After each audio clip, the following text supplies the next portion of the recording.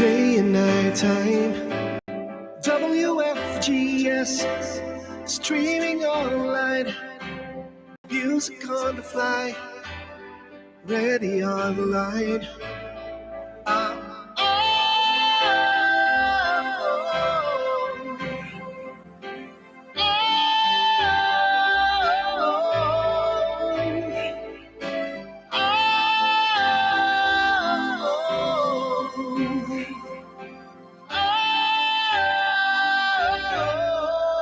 Listen to the top songs of great performance now streaming on W.FGS.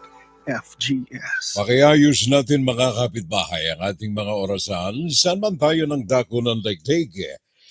Nandoon sa mga sandaling ito, it's US Standard Time. Dito po sa aming lugar.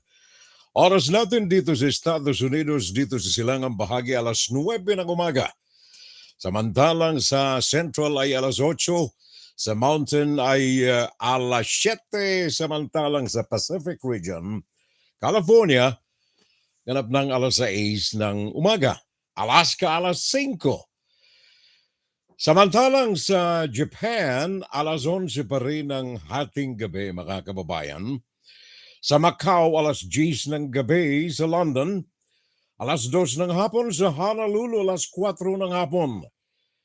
Samantalang sa Dubai, alas 6. Sa Moscow, kumusta si Putin? Sa Moscow ay ganap ng alas 5 ng hapon. Kingdom of Saudi Arabia, alas 5. And then of course, dyan sa Pilipinas, mga kababayan, ang oras natin ay ganap ng ika-10 ng gabi.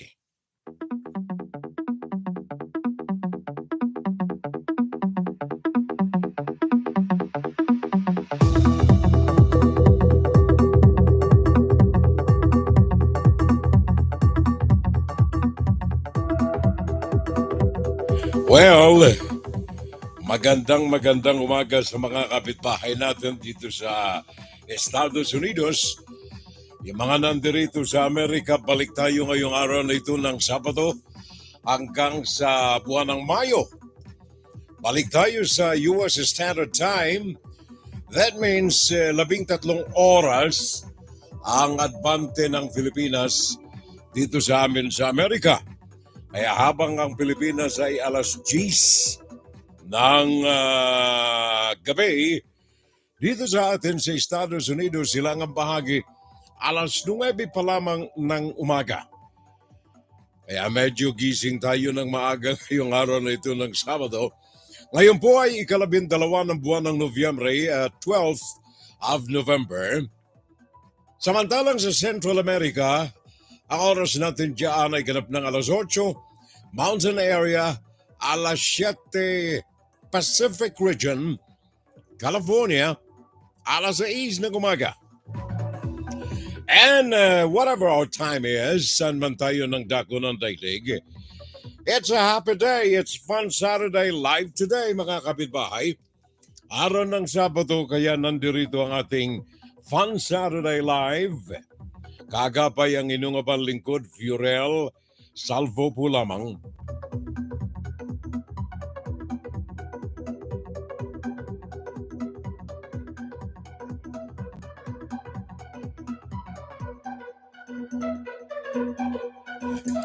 Magandang umaga kay, sino bang una natin dito?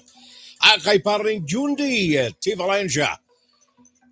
Praise the Lord, sabi ng pare natin, Jundi T. Valencia.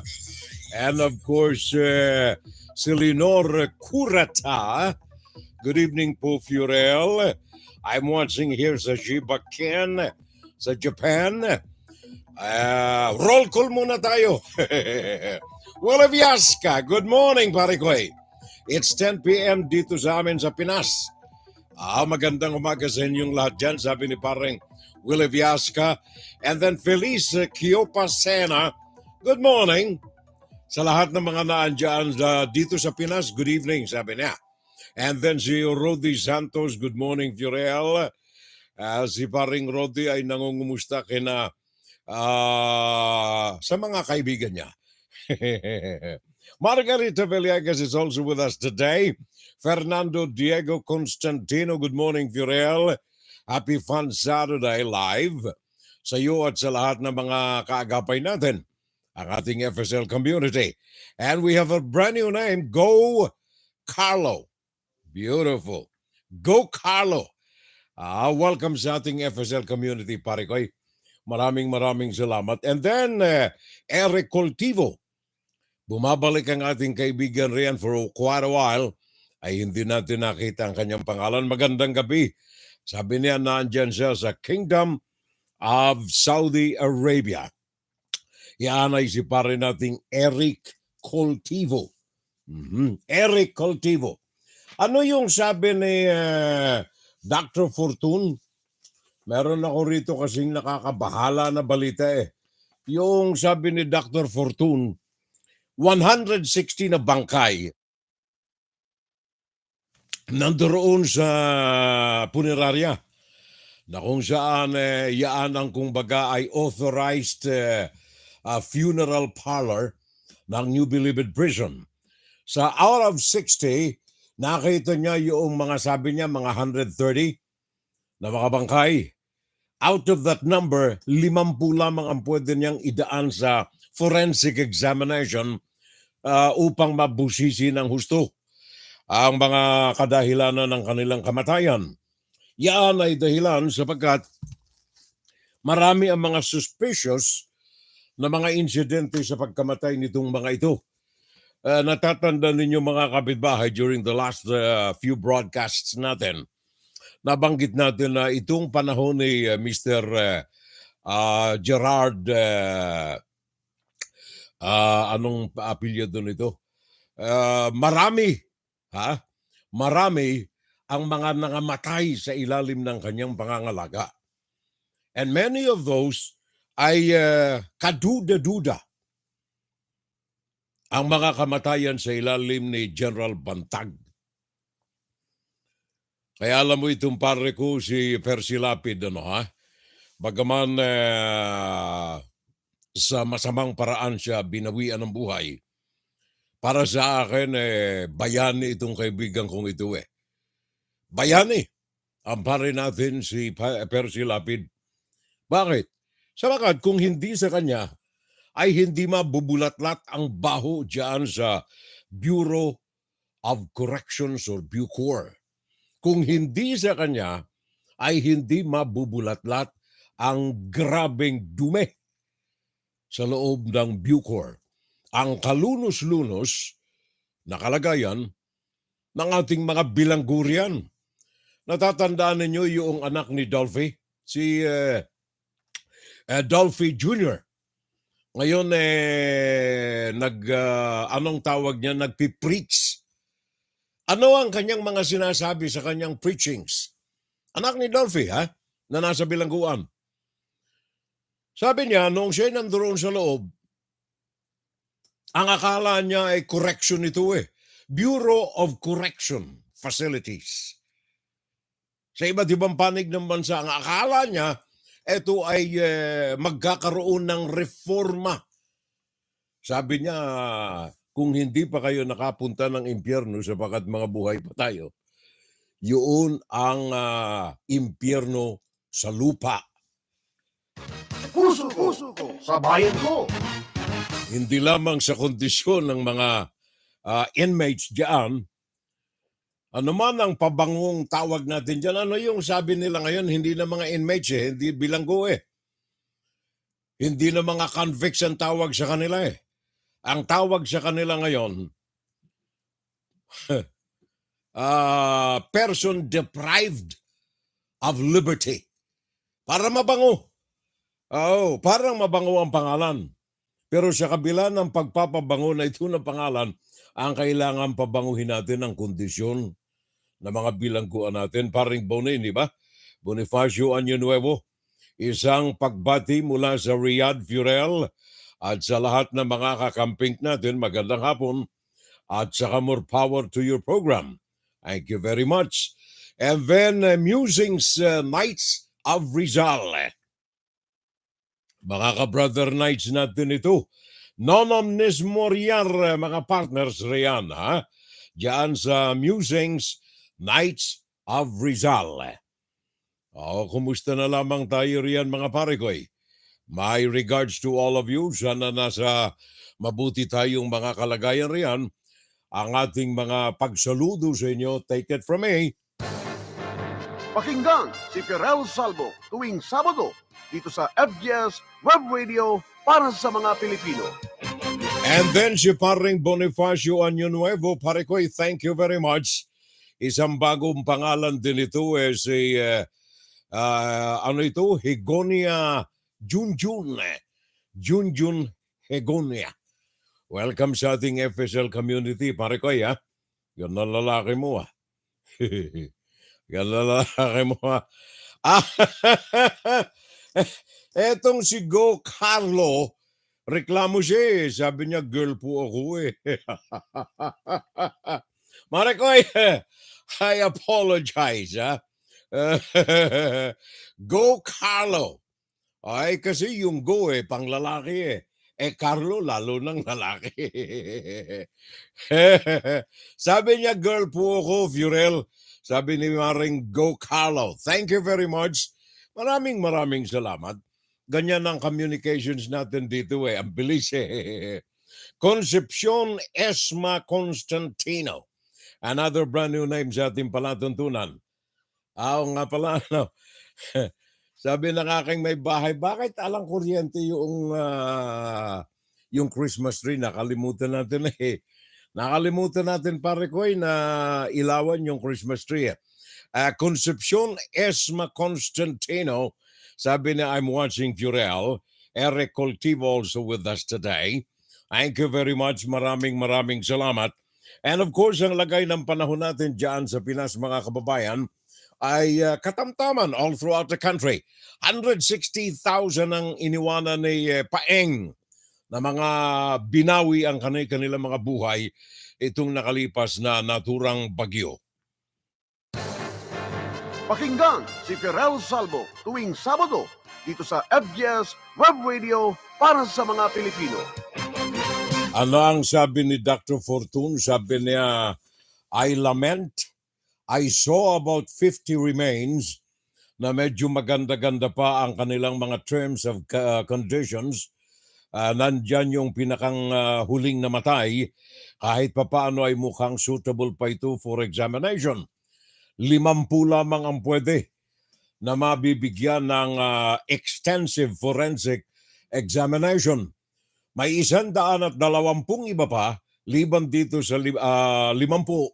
Meron pang 120 na pagpipilitan niya na isailalim ng masusing investigasyon sapagat ang karamihan dito sa mga nangamatay na ito sa ilalim ng pamamahala ni General Bantag ay namatay dahilan sa heart attack, dahilan sa ang iba dito ay pneumonia, ang ilan ay cardio-respiratory arrest.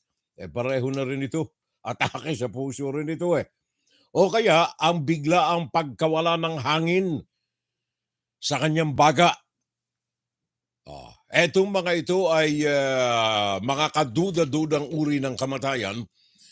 Idaragdag pa natin itong heart function na yung kay Dr. Raquel Fortun, isa rin sa mga kadahilanan ng biglaang pagkamatay ng mga inmates na ito ng mga bilanggo diyan sa New Bilibid prisons. Kaya yan ay mga bagay na sabi ko na nga kanina. Ako bagaman wala na ang ating kaibigan si Percy Lapid, ako'y nagpapasalamat sapagat kung hindi sa kanyang karumal-dumal na pagkamatay, ay hindi matutuklasan itong umaalingasaw. O baka alam na ng marami ang umaalingasaw riyan, kaya lamang walang nagkakalakas ng loob na kantihin ang umaalingasaw na problema diyan sa loob ng bilangguan at ang mga kaakibat na mga krimen na mga nagaganap diyan sa loob ng bilangguan. Ngayon lamang na pagtutuunan ng pansin. Ngayon lamang nakikita, ngayon lamang naaamoy ang mga nagaganap dyan sa loob ng Bureau of Prisons and then the abuse of authority. Ano ang ginagawa ng kanal o kaya ng tunnel dyan sa loob ng New Bilibid Prison na yan na mismong nasa bunganga ng headquarters ng pinakampinuno ng direktor ng Bureau of Prisons. Ano ang gagawin? Ano ang dahilan? At yan ay inuuka ang lupa at may malaking tunnel nang nabubuo. O yan ho ay ilan sa mga bagay na kailangan pagtuunan ng masusing pansin ng ating mga kababayan riyan. Especially, hindi na yung mga nasa gobyerno. Anong panawagan ni Zubiri? Kayong media, help beautify the Philippines, sabi ni Senate President Zubiri. Pag-uusapan natin yan mga kababayan mamaya sa ikalawang bahagi natin. Sabagat ito ay very interesting suggestion from the head of the Senate, the upper house, Senado, Senator Zubiri. Bagaman ang issue na ito ay umalingasaw kanina mga 3 araw, 4 na araw na nakalilipas. Pero nais nating bigyan ng pananaw sabagat ito ay may malaking kahalagahan ito sa buhay nating mga mamamayang Pilipino diyan sa bansa. Malaking malaki ang kahalagahan ng mga kataga na ito ni Zubiri. Pakinggan si Ferrell Salvo tuwing Sabado dito sa FBS Web Radio para sa mga Pilipino. Yung mga foreigners natin dito sa Amerika, yung mga American Filipinos, mga dugong Pilipino na mga American citizens, hindi ho kami nagpapabaya na mapabango ang pangalan ng Pilipinas. In fact, dito lamang sa New York, sa Queens, isang Pilipino ang namamayagpag ngayon riyan. Ito'y si Steven Raga. Steven Raga, alam naman natin na nitong nakalipas na araw ng Martes, nagkaroon ng midterm elections dito sa Amerika. Ang hinalal dito nitong nakaraang Martes ay mga senador at mga congressmen ng mga estado. Dito sa New York, Steven Raga ay dahilan sa mabangong pangalan niya at ng mga Pilipino dito sa Amerika. Nahalal ito bilang assemblyman diyan sa New York. Meaning to say, kakatawan ito sa Kongreso sa federal government. Nanalo ito sa District Number 30 sa Queens. Yan ang pinamumugaran ng maraming mga Pilipino sa New York. Dito sa New Jersey, ang pinakang malaki rito nandirito sa Jersey City. Ang pinakang malaking kumpul ng mga Pilipino sa New York na andyan po sa Queens area. So, congratulations pare koy. Pakipaabot na lamang mga partners natin dito sa Amerika at dito sa tri-state area ang ating pagsaludo dito kay Assemblyman Steven Raga ng Queens, New York. May salute at congratulations sa lahat ng mga kaibigan natin. Hindi ho yan fake news, ha? Hindi fake news yan eh. Ang mga Pilipino dito sa Amerika ay pinagpipitaganan ng mas nakararami ang mga Pilipino dito sa Amerika. Kaya si Zubiri hindi kailangan manawagan na pabanguhin ang Pilipinas sa mga foreign residents ng mga Pilipino. Sabagat ginagawa namin ang mga makakayahan namin para mapaganda ang impression ng ating mga kapitbahay dito sa mga Pilipino. Tayo lamang pag tayo nakakasalubong na ako'y very active pa sa real estate. Pag nasabing, you're a Filipino. Yeah, of course, I'm a Filipino. Saludo sila. Bakit? Sabagat masipag ang mga Pilipinong magtrabaho, subsub sa trabaho, magaling ang trato sa pamilya. Ang mga Pilipino dito ay pinagpipitaganan as far as family unity is concerned. Pinagpipitaganan mga Pilipino rito eh. Hindi fake news ito pinagpipitagana ng mga Pilipino. Pag sinabi mong Pilipino, saludo sila. Sabagat maging sa mga ospital, namumuno ang mga Pilipino sa kagandahang kagalingan ng serbisyo sa publiko. Kung ito'y fake news, baka napasara na tayo ng Twitter. Alam ba ninyo na itong Twitter marami ang mga tinatanggal sa kanilang mga accounts dahilan sa nais nilang putulin na ang paglaganap ng mga fake accounts, fake news diyan sa Twitter. Katatanggap lamang natin ito. Twitter moved on Friday, kahapon, to curb fake accounts that have proliferated since Elon Musk's takeover. Kaya yung mga may fake accounts yan, ang dami kong kilala riyan na may fake accounts mga kaalyado siguro ni Mr. Zubiri. Hindi naman siguro, Pero ang gusto kasi ni Mr. Zubiri magtakip tayo ng katotohanan at saka magpangalandakan ng mga pagpapabango kahit na mga ito ay fake. Kaya itong Twitter ngayon, simula kahapon ay araw ng Friday, ay simula ng halongkatin ang kanilang mga files upang tanggalin sa kanilang mga listahan ang mga subscribers na nagpapakalat ng mga fake news. By Friday morning, the firm has also disabled sign-ups para sa Twitter Blue. Ito ang pinakang feature ng Twitter na kung saan ay pinangangalandakan ito ang tinatawag na free speech. Ito ay proponent ng mga kaalyado ni Elon Musk. Etong mga ito ay inaalis na. Inaalis na sa kanilang mga tala, sa kanilang mga listahan, etong kanilang mga pinaghihinalaan na mga palsipikadong mga accounts. Di ba? Akala ko wala. Saturday Live. Thank you very much. Maraming salamat. Concepcion Esma Constantino, good morning po. Good morning. Ano ito? Higonia. Kanina'y nabanggit ko na ito Higonia Junjun. Meron pa kasi siyang isang dagdag Hindi lang pala yun ang kanyang buong pangalan meron pa siyang ano ito? Bergia Higonia Junjun. Yan ang kanyang buong pangalan. And then of course si Parin Bone, yung ating Musings Knights of Rizal, at saka si Paring Bone, sabi niya isang pagbati mula rito sa Riyadh Furel at sa lahat ng mga kakamping natin.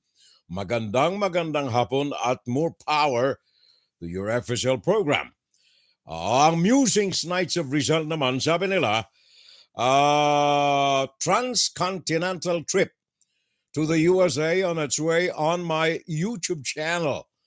Mabuhay ng Musings Knights of Rizal. At si rito Alwin Galela pala Si Alwin Galela, ang ating kalatas, nagkalob ng kalatas ni Neddy Lorega, ang aking pamangkin riyan sa Cavite. Neddy Lorega. Thank you very much, Neddy. Maraming salamat. Nexunan Torres, maray na aga po sa Cabus Furel. From Queens, dito sa New York. Pare ko, pakibati mo yung ating Pinoy riyan, ang ating Pinoy na bagong assemblyman ng New York sa federal government. Feliz Kiopasena. And then Chris Cruzem. Bagong pangalan din, Thank you very much. Welcome sa ating FSL, Chris Cruzem. Happy listening to you, and of course, sa aking kapatid dyan, si Ate Nens, dyan sa Legazpi. Thank you, ate. Puso ko, sa bayan ko. Yan ang hindi natin dapat kaligtaan, Yung puso natin dapat sa bayan natin, ang puso natin dapat sa ating pamilya nagsisimula. Magandang gabi po, Tio Furel. Pakibati naman po ang aking apo. Birthday niya ngayong araw na ito, 9 na taong gulang na siya. At musta po kayong lahat. Musta po kayong lahat diyan. Anak po ako ni Ate Bigit. Of course, pwede bang makaligtaan? At saka si Dalbay Ina. Another brand new name sa ating Fun Saturday Live. Ang pangalan niya ay si Dalbay Ina. Happy listening! Juan, Saturday Live! Saturday Live! Saturday Live! Bikulan na itong si Dalbay. Sabi niya, marahay na banggi po, Furel. Thank you very much. Baka po, Sir Furel, balak gawing laboratory ulutuan. Ang alin? You believe in prison ang pinag-uusapan natin riyan, ha? Baka gawing lutuan. And ang akin lamang naman dito, Mariko. Mare o mapareng Dalbay Ina. Good evening nga pala daw kay Jem Luboy. Jem Luboy, sabi na Dalbay Ina. Ang akin lang naman dito mga kapitbahay, etong mga pagbanggit natin dito sa mga ganitong uri na mga kapalpakan sa gobyerno, ang ating purpose dito ay para gisingin etong mga kagaya ni Mr. Zubiri na ang kanyang pananaw nakatingin sa media. Tulungan ang gobyernong mapaganda ang pangalan, sabi niya.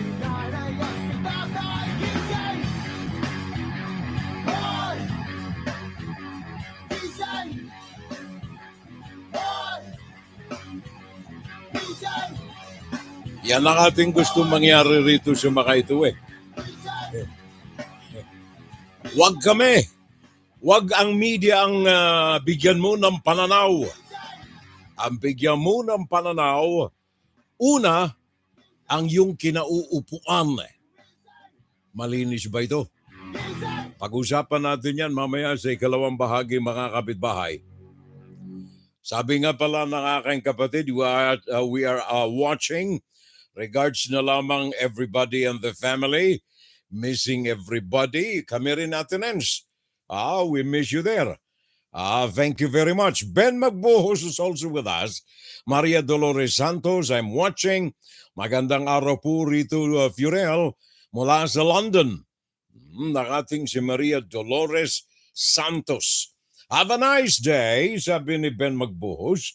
And then si Evelyn Punsones, I'm watching, Furel. Maray na aga sa Indodjaan, sabi ni Dalbay Ina. And then si Chris Gruzem. Gruzem ba talaga ang apelyido? Parang nakakaduda Gruzem. Okay, Chris Gruzem. Sabi niya, good evening. Watching from Taguig, dating tagapakinig ni Percy po ito. Kudos and more power to you. Maraming salamat, pare ko. Magkabagang kasi kami sa mga issues ni pareng Percy Lapid We are not actually about personalities. Kaya lamang hindi maiwasan na bumanggit ng mga personalities sabagat ito ang nagdadala ng issue na mga pinag-uusapan natin dito. And this is alinsunod na rin ito sa panawagan ni Zubiri, Senate President Zubiri, pagandahin, beautify the Philippines. Kailangan kung beautify natin ang Pilipinas, pag-usapan natin yan mamaya, paano mapagaganda ang imahe ng Pilipinas? Di ba? Huwag pag-initan ng media sabagat meron tayong mga pillars of journalism na sinusunod Hindi ba? Fabi Flores, sabi niya, I'm watching Furele. Fabi Flores. Another brand new name. Ano ito, babae? Maliit ang litrato Babae. So, magandang umaga kay Fabi. At sa aking pananaw, sabi ni Bonifacio Añunuevo, para gumanda ang imahe ng Pilipinas, una, palayain na natin si Laila de Lima. Ang dami nitong sinabi ni Parin Boni Ikalawa, ibalik ang mga mandarambong. Ibalik. Ibalik sa kulungan pala. Akala ko pare, ibalik eh. Akala ko ibalik sa pwesto yung mga mandarambong eh. And then, imbestigahan ng Senado ang Pharmally. Mamaya, pag-uusapan natin to pare ko eh. Mamaya. Maganda itong mga issues mo eh. Pero naandyan na yan sa nakabalangkas kong bagay na nais kong talakayin mamaya. Buntalakit! Magandang gabi ng Sabado mga manoy at saka mga manay. God bless na lamang, sabi ni paring Buntalakit. Nasa kanilang mga kamay kung papaano mapagaganda ang bayan, sabi ni paring Ben Magbuhos. Exactly pare ko. In fact, mamaya pag-uusapan natin yan sa ating ikalawang segment ng ating Fun Saturday Live. Naalala ko tuloy si Senator Hontiveros eh. Alam mo masaklap sa mga kababayan natin, sa mga politiko natin, ang kanilang ugali sapagkat sila'y mga negosyante na nakaupo sa gobyerno. Kahit na sila'y nagpapakilalang mga oposisyon nitong bago ang eleksyon, tinatansya nila eh. Ba dumarami? Ang followers ni Leni Robredo, doon tayo muna. Opposition din tayo. Pagkatapos ng eleksyon ng mga itong mga tarantado na ito, naglipatan sila. Hindi na sila oposisyon, administrasyon eh. Ang natira, dalawa na lamang eh. Si Coco Pimentel at saka itong si Risa Hontiveros, dalawang oposisyon na lamang. Ano ang sabi ni Risa Hontiveros? Nagbibigay siya ng babala sa administrasyon ni President Bongbong Marcos laban sa labis-labis na pag-utang, over borrowing. Ito'y kanyang ipinaalala sa magitan ng isang debate sa national budget na pinag-usapan itong nakalipas na ilang oras diyan sa Senado. Hanggang ilang oras, 16 na oras yatang debate. Ipinaninindigan ni Senator Risa Hontiveros na itong mga data na nakikita niya ay nakapaninindig balahibo. Mga data na galing sa Bureau of Treasury nagpapakita na ang total na mga pag-uutang ng Pilipinas hanggang sa Setyembre nitong nakalipas na buwan lamang ng Setyembre, umabot na ng 488 billion 660 million pesos. Ito'y kasalukuyang taon lamang na ito 2022 until September. Ang utang na ng Pilipinas, bahagi na ito sa mga inuutang ni Bongbong Marcos, umaabot na ng 488 billion 640 million na naiimbak na utang ng pamahalaang Pilipino. Magkakanong na idagdag? Isumada na lang ninyo mga kababayan. Previous to this number, bago na upo si Bongbong, ang utang ng Pilipinas, ito'y limited lamang ito sa buwan hindi ito sa taon. Ang iniwanang huling utang ni Rodrigo Duterte, umabot ng 215 billion 106 million na iniwanang panghimakas na utang ni Rodrigo Duterte. Kaya ang utang ng Pilipinas ngayon umaabot ng 13.5 trillion. 13 trilyon 500 bilyon ang utang ng Pilipinas na iniwanan ni Rodrigo Duterte. Kaya sabi ni Senator Risa Hontiveros, medyo hinay-hinay tayo. Sabagat ang Pilipinas sadlak na sadlak sa kahirapan gawa ng mga iba't ibang mga kadahilanan, kasama na rito ang mga pandemya na sanhi ng Wuhan coronavirus ni Xi Jinping. Kaya sabi ni Risa Hontiveros, nananawagan siya. Also dyan sa National Economic and Development Authority na magsagawa ng review sa mga economic viabilities ng mga proyektong iniwanan ni Rodrigo Duterte at balak na ituloy ni Bongbong Marcos. Mga proyekto na ayon kay Risa Hontiveros baka hindi makatutulong sa ekonomiya ng bansa. For example, ang binabalak na Subic-Clark rail projects. Subic-Clark rail projects. At saka itong daang bakal doon sa kabuuan ng Mindanao. Baka raw hindi ito makatulong sa ekonomiya, kaya sabi ni Risa Hontiveros, medyo pag-aralan ng National Economic and Development Authority ang naturang proyekto ng gobyerno. Hindi lamang yan. Alagatain natin ito pong inflation na nagaganap dyan sa Pilipinas.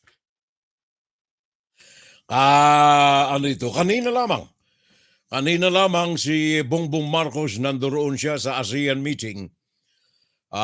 May mga formal and informal talks na nagaganap between leaders and at saka si Bongbong Marcos. Ang isa sa mga nabanggit ni Marcos ay ang mga agreements with Japan at saka South Korea sa economic cooperation ng mga bansa na ito. Kasama na rin ang pagpapasalamat ni Marcos sa mga pagpapautang ng Japan sa Pilipinas and of course sa ibang mga ASEAN countries sa mga pagbibenta na mga isda sa Pilipinas, na mga gulay sa Pilipinas, ng mga bigas sa Pilipinas. Bakit naman ganyan ang itsura ng salita mo? Mga bigas sa Pilipinas, mga gulay sa Pilipinas, mga isda sa Pilipinas. Bakit? Sabagat nung araw tayo po ang nag-e-exporta ng mga ito. Kaya si Mr. Zubiri, ito ang dapat na alagaan. Gusto mong mapabango ang pangalan ng Pilipinas? Eto. Bakit kailangan mag-importa tayo ng galunggong na nagsasalita ng Tagalog? Yung pala sinalakap ng mga mangingisdang Chino sa loob ng West Philippine Sea, Philippine Economic Zone, and then yung mga gulay, mga kangkong, mga sibuyas, mga bawang, bakit kailangan nating importa sa China? Na kaya namang itanim at anihin dyan sa Pilipinas. Morso ang bigas, mga kapitbahay. Kaya tingnan ninyo, inflation sa Pilipinas. Umaabot na ito ng katakot-takot na level 7.8. 7.8 na ngayon. Halos kaalintulad noong panahon noong 2008. 2008, ilang taon na yan? 14 anyos. 14 years ago. Ngayon naandyan ulit tayo. 2008, panahon ni Gloria Macapagal Arroyo. Nung siya'y nagtatampisaw din sa ZTE deal with China. Ngayon meron na naman tayong inflation, mga kababayan. 7.8%. Malaki yan. Food inflation pa man din. Pagkain. Naghihirap ang mga Pilipino na makakain ng maayos. Pakinggan natin sandali itong report na ito. Meron tayong report dito galing kay Kim Leana. Aray ka nga'y naliliwanagan natin. Ano ba ang mga pinag-uusapan natin ditong mga inflation na yan? Anong ibig sabihin ng inflation? Yan ay ang tuloy-tuloy, walang humpay na pagtaas ng halaga ng mga bilihin. In the case of the Philippines, food inflation ang number 1. Sa madalit sabi, kulang tayo sa mga pagkain. Kim Leana, Net 25, pakinggan natin ang kanyang report. Go ahead. Ang paglalawag ng restrictions sa bansa na ipinatupad ni Pangulong Ferdinand Marcos Jr. ang nakikita ng NEDA na malaking tulong sa paglago ng ekonomiya ng bansa. Ayon kay NEDA Undersecretary Rosemary Adilion, mas mataas na ang kumpiyansa ng mga consumer na lumabas, maging ang mga negosyo sa patuloy na pag-ooperate dahil sa mas maluwag na restrictions. Malaki malaking factor din po talaga yung patuloy na pagre-relax ng ating mga restrictions, no? Yung mobility restrictions, patuloy na pagbukas ng ating ekonomiya. Samantala, naitala naman ang pinakamataas na inflation rate sa bansa na umabot sa 7.7%. Sinabi ni Yusek Idelion na malaking factor sa mabilis na inflation rate ang bagyong Karding at Paeng. So, ang malaking factor din po kasi nitong October inflation is really yung Typhoon Karding nung September. Pero we hope po na maiayos yung mga assistance programs, especially po sa ating sektor ng agrikultura. Sa kabila nito, inilatag ng pamahalaan ng short-term at medium-term solution upang maibsan ang epekto ng mabilis na pagtaas ng inflation rate. Nakalatag din po yung mga programa to increase productivity. So, ang kailangan talaga natin na yung sinasabi nga namin robust solution para sa patuloy na paglakas ng ekonomiya natin, magkaroon po tayo ng mas maraming trabaho. Para magkaroon tayo ng mas maraming trabaho, tsaka yung quality jobs ang tinitingnan po namin dito. Mas na tayo, technology, mas mag-modernize tayo. And for this, we really need yung investments on yung mga strategic na industries natin. Kim Liana, para sa mata ng agila, matatag, matapang, Matatag! Psst! Matapang! Psst! Okay, ito mga kaibigan natin dito, bagong partner natin, Net25 News, Philippines. Sabi ni Dalbay Ina, papaano po mapagaganda ang mga balita sa gobyerno? Puro confidential funds at saka ang tinututukan na mga usapin sa Senado. Sabi ni Dalbay Ina. Thank you pare ko Nante Tudyo, maraming salamat. At saka paring numer Dalizay, Jerry Danzel, bagong pangalan din. Welcome sa ating Fun Saturday Live, pare ko Jerry Danzel. And then si paring Nante Tudyo sabi niya, good morning na lamang Fiorel at sa familia. Sa lahat ng mga nanonood sa ating Fun Saturday Live, happy weekend everyone. Sabi ni paring Nante Tudyo, Antonio Ahero, I'm watching Fiorel. Jason Elvinia, another brand new name. Thank you very much, Jason. Maraming salamat. Thank you sa alalay sa atin. Alam mo etong mga pagpapaganda ng pangalan, tama yung sinabi ng kaibigan natin, si, anong pangalan nito? Si Danday. Tama yung sinabi niya. Puro, Dalbay pala, Dalbay. Si Dalbay Ina, tungkol sa mga confidential funds. Alam niyo mga kababayan, napag-usapan natin itong confidential fund na ito. Dahilan kay Rodrigo Duterte. Nagsimula kay Rodrigo Duterte.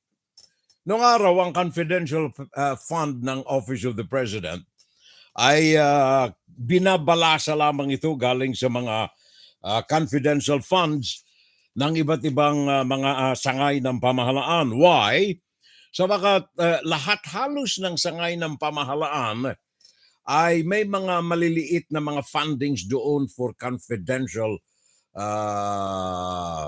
projects or programs or activities. Diyan kinukuha ng presidente nung araw yan. And also, ang Office of the President, may budget din ito sa iba't ibang mga proyekto nito na discretionary sa kamay ng presidente. Nung pumasok si Duterte, naglaan ito ng sandamakmak na confidential fund hiwalay sa iba pang budget ng Office of the President. Confidential, meron pang intelligence fund. Nagsimula itong sandamakmak na funding na ito sa Office of the President under Rodrigo Duterte. Kaya yung kanyang anak, Sekretary ng Edukasyon at saka Vice Presidente, bawat opisina niya gusto ring may confidential fund.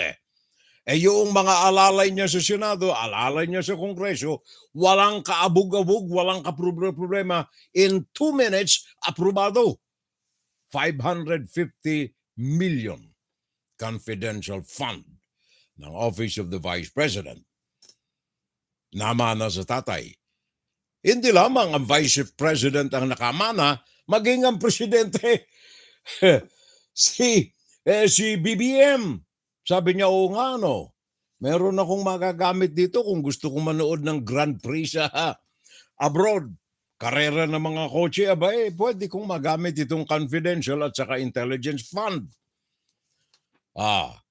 Kaya yung Senado, nung araw ng kailan ba? Huwebes, nung Huwebes, inaprubahan ng confidential at saka intelligence fund sa opisina ng Pangulo ng Pilipinas, totaling to almost 9 billion. Hindi million, billion.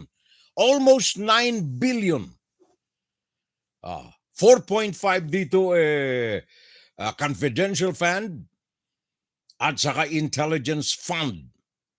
4.5 sa confidential at saka intelligence fund. Yan ang tanggapan ng Presidente.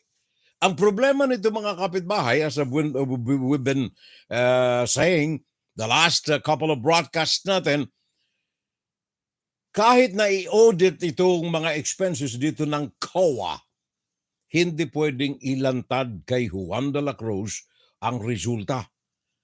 Sa madalit sabi, confidential nga Pwede ba namang malaman ninyo? Intelligence nga pwede bang malaman ninyo? Hindi pwede. Yun ang problema niyan. Pakinggan natin si Dindo Flora. Net 25, tingnan natin ang report. Makaraan ng 2 oras na debate sa Senado, aprobado na ang tumataginting na 8.9 billion pesos sa Office of the President, kung saan nakapaloob ang 4.9 billion pesos bilang confidential and intelligence fund. Bagamat paikot-ikot ang mga tanong ni Senate Minority Leader Aquilino Pimentel Jr., naidepensa naman ang 4.9 billion pesos na confidential fund ni Senator Sani Angara, ang sponsor ng 2023 General Appropriations Act at chairman ng Senate Committee on Appropriations. Pilit na nangatwiran at pinuntirya ni Pimentel na tapyasan ng CIF ni PBBM.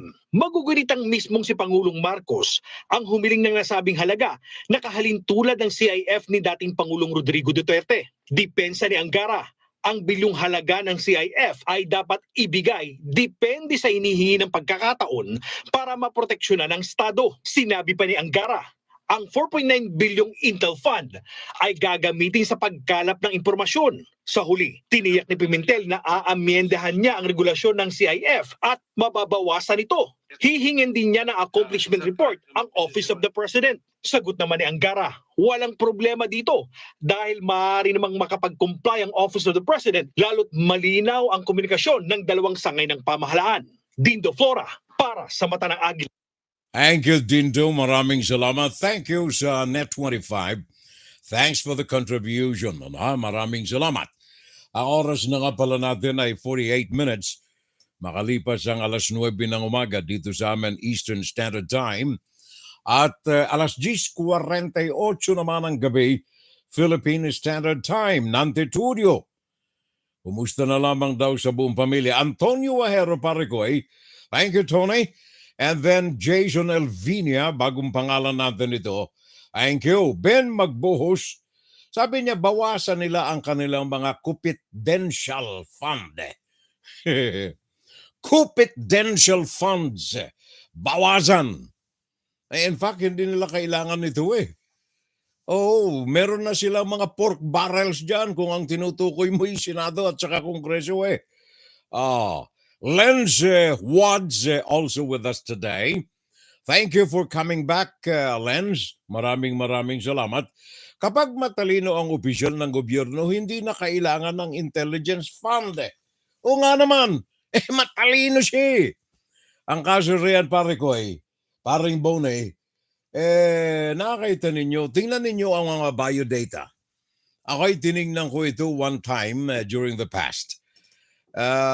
Sinilip ko yung mga bio nitong mga senador natin, mga congressmen natin, and then I tried to equate their personal life or kaya'y family life sa kanyang panunungkulan sa gobyerno. The great majority, mga kababayan, na natuklasan ko sa mga opisyal natin dyan sa Pilipinas. Senador, congressman, governor, public officials as a whole. Marami mga nakikita ko riyan, yung mga may hanap buhay, mga negosyanteng politiko, hindi nagkakalayo yung performance nila as a public servant at saka yung performance nila as a business individual belonging to a business family. Hindi nagkakalayo eh. Tingnan ninyo yung mga nakakakuha ng mga kontrata sa gobyerno.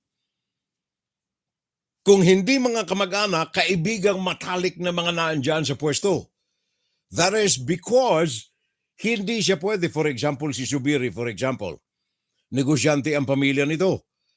Hindi siya pwedeng humawak na maging chairman o presidente ng isa sa kanilang mga korporasyon. Sabagat merong conflict of interest as a public official. So anong gagawin? Yung kanyang pinakang malayong kamag-anak, yung hindi kilalang kamag-anak nga, yun ang tatanggap na mga proyekto na galing sa pamahalaan. Just as example. Diba? Ganon eh. And then i-multiply mo yan doon sa iba't ibang mga public officials natin. Ganyan eh. Walang pagkakalayo ang kanilang performance as a public official and as a business family. Hindi nakakalayo eh. Ang iba naman riyan, negosyo per se. Ibig sabihin, sa tunay na buhay, hindi naman talaga sila mga negosyante. Kaya lamang sila ay mga negosyante. Bakit? Sabagat ginawang hanap buhay na ang politika. Nakatikim ang kanilang great-great-grandfather na maging gobernador. Yung anak naging gobernador, mayor, congressman din. At yung anak ng anak, ganun din. Nagsimulang konsehal o kaya bukal o board member. Tuloy-tuloy na, up the ladder. Kagaya, for example, ni Mr. Marcos. Yung tatay niya, presidente. Yung kanyang kapatid, senador. Siya ay presidente na ngayon. Yung kanyang anak ay congressman. Kasama niya yung kanyang anak. Bakit? Building up the personality. Para pagdating ng panahon na wala na siya sa tanggapan ng presidente, yung kanyang anak naman. The same is true with Duterte's. Ganun din eh. Kaya itong mga ito, pamilya rin ng negosyante. Hindi sila negosyante na naghahanap buhay ng mga produkto o kaya mga kung anong mga pinagkakakitaan, kundi negosyante bilang politiko. Ginagamit ang tungkulin para magkaroon ng hanap buhay. Buti na lamang itong mga Pilipinong mga kababayan natin, ang kanilang hanap buhay, yung kanilang sarili. Punta sa abroad, maghanap buhay, overseas Filipino workers, mabuti na lamang may bagong sangay ngayon na mangangalaga sa kanila, hopefully, mangalaga sa ating mga overseas Filipino workers. At salamat na lamang ang ating Senado ay nabigyan sila ng 16 billion budget. Ito'y para sa mga migrant workers natin. May report tayo rito galing kay Harleen Delgado ng UN TV News naman. Galing ito sa kaibigan nating Daniel Razon.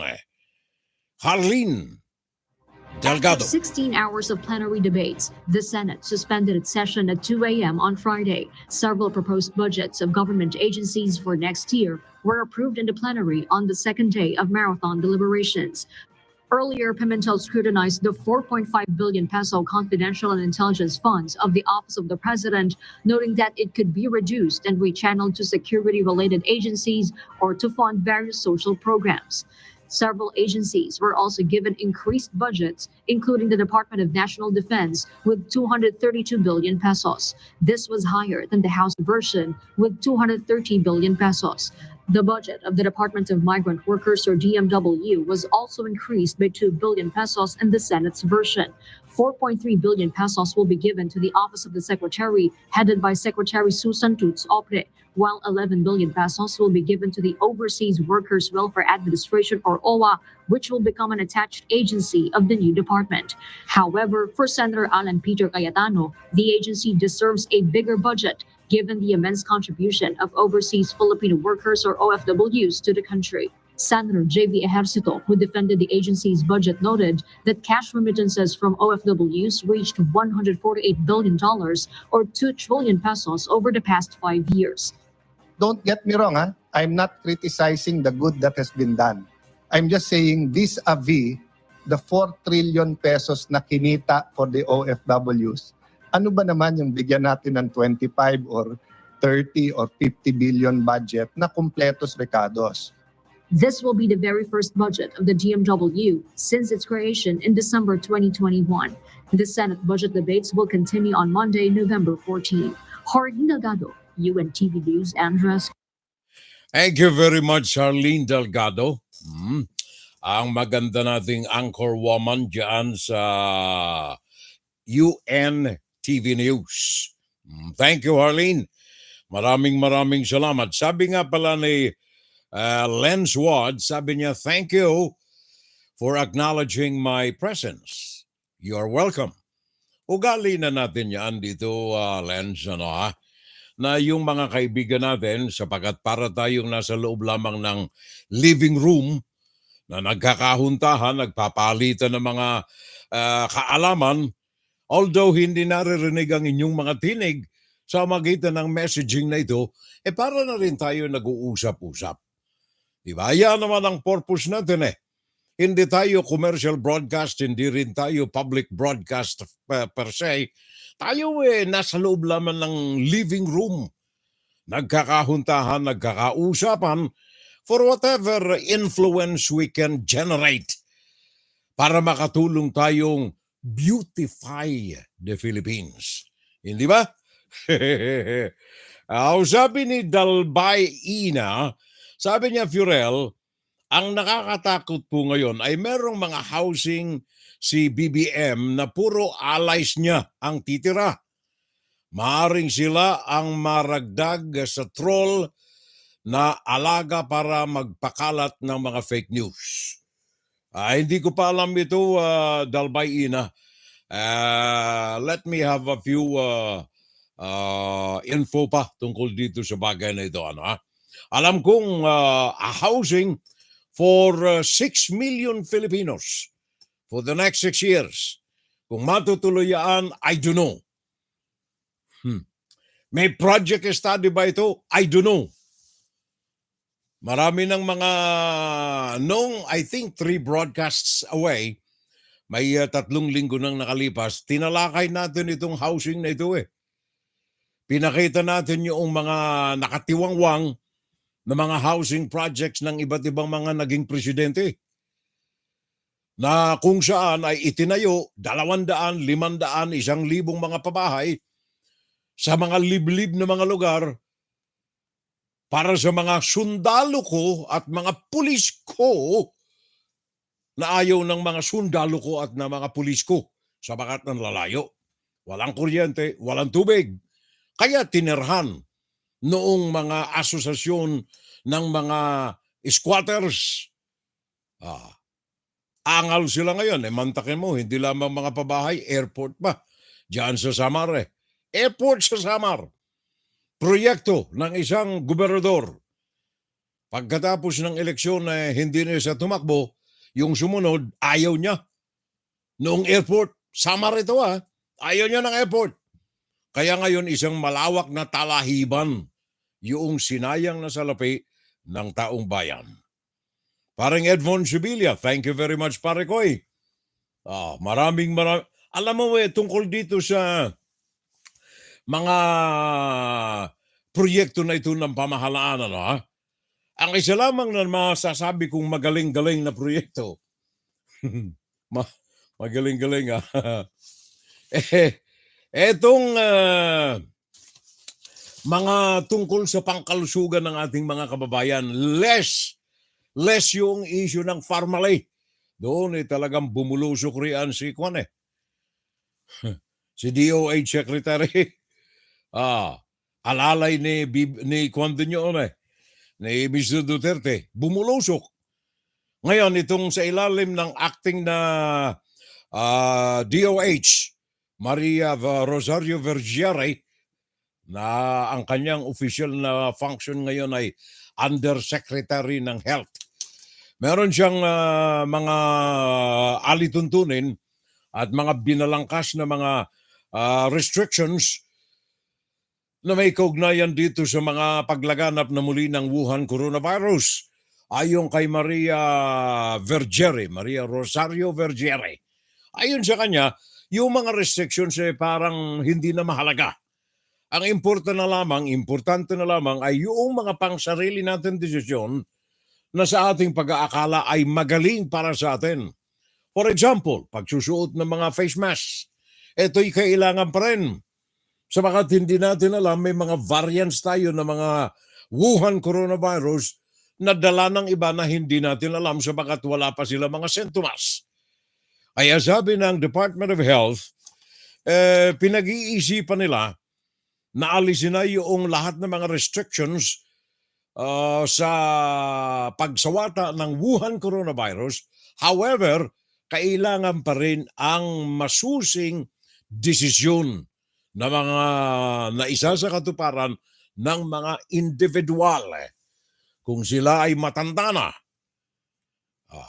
kung sila ay medyo may edad na, o kaya kung sila ay sakiti na, baka kailangan ang maskara. Mar Gabriel, pakinggan natin itong kanyang pag-uulat tungkol dito sa bagay nito. Aminado ang Department of Health na hindi nila naabot ang target na 50% na booster vaccination rate sa buong bansa sa loob ng 100 araw na bakunahan. Tanging ang DOH-NCR lang daw ang nakatugon dito. Kaya naman pinag-aaralan nila ang pagsasagawa ulit ng National Vaccination Day sa Disyembre. Part of the strategies that we intend to recommend and present to the President for this coming December first week. Para bago matapos ang taon, meron tayong isang final na for this year na talagang big effort from all local governments. Kanina, pinangunahan ni DOH Officer in Charge, Yusek Maria Rosario Vergiere, ang pagbabakuna ng ikalawang booster shot sa mga tauhan ng MMDA.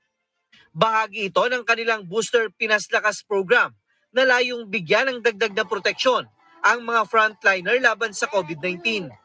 Ayon kay MMDA Acting Chairman Atty. Romando Artes, nasa 99% na ang vaccination rate ng kanilang mga tauhan, 80% sa first booster, habang halos 20% lang sa second booster shot. Dahil sa mababang bilang ng may booster shot, iminumungkahi pa rin ng DOH ang paggamit ng face mask kahit pa voluntaryo na ang pagsusot nito. Kailangan daw ito lalo na ngayong holiday season. Pero tayo, alam natin kung kailan tayo magtatanggal at kung kailan dapat nakamask tayo. Lalong-lalo na, the DOH strongly encourages our vulnerable. Yun pong ating nakakatanda, walang bakuna, may mga sakit na iba, buntis. It will always be our choice. It will always be our decision because it's already voluntary. Mar Gabriel, para sa Mata ng Agila.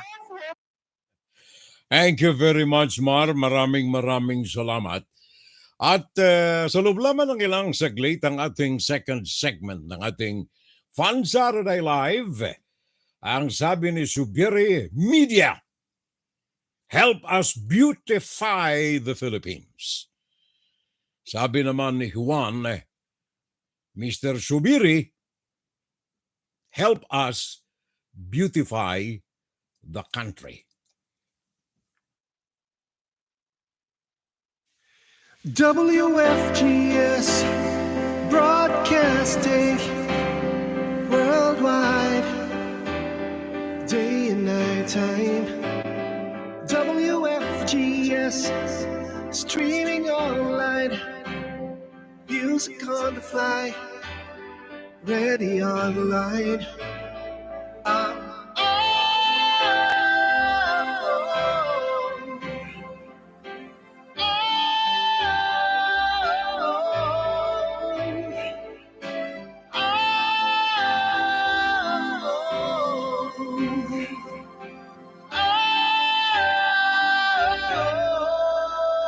to the top songs of great performance, now streaming on w.fgs.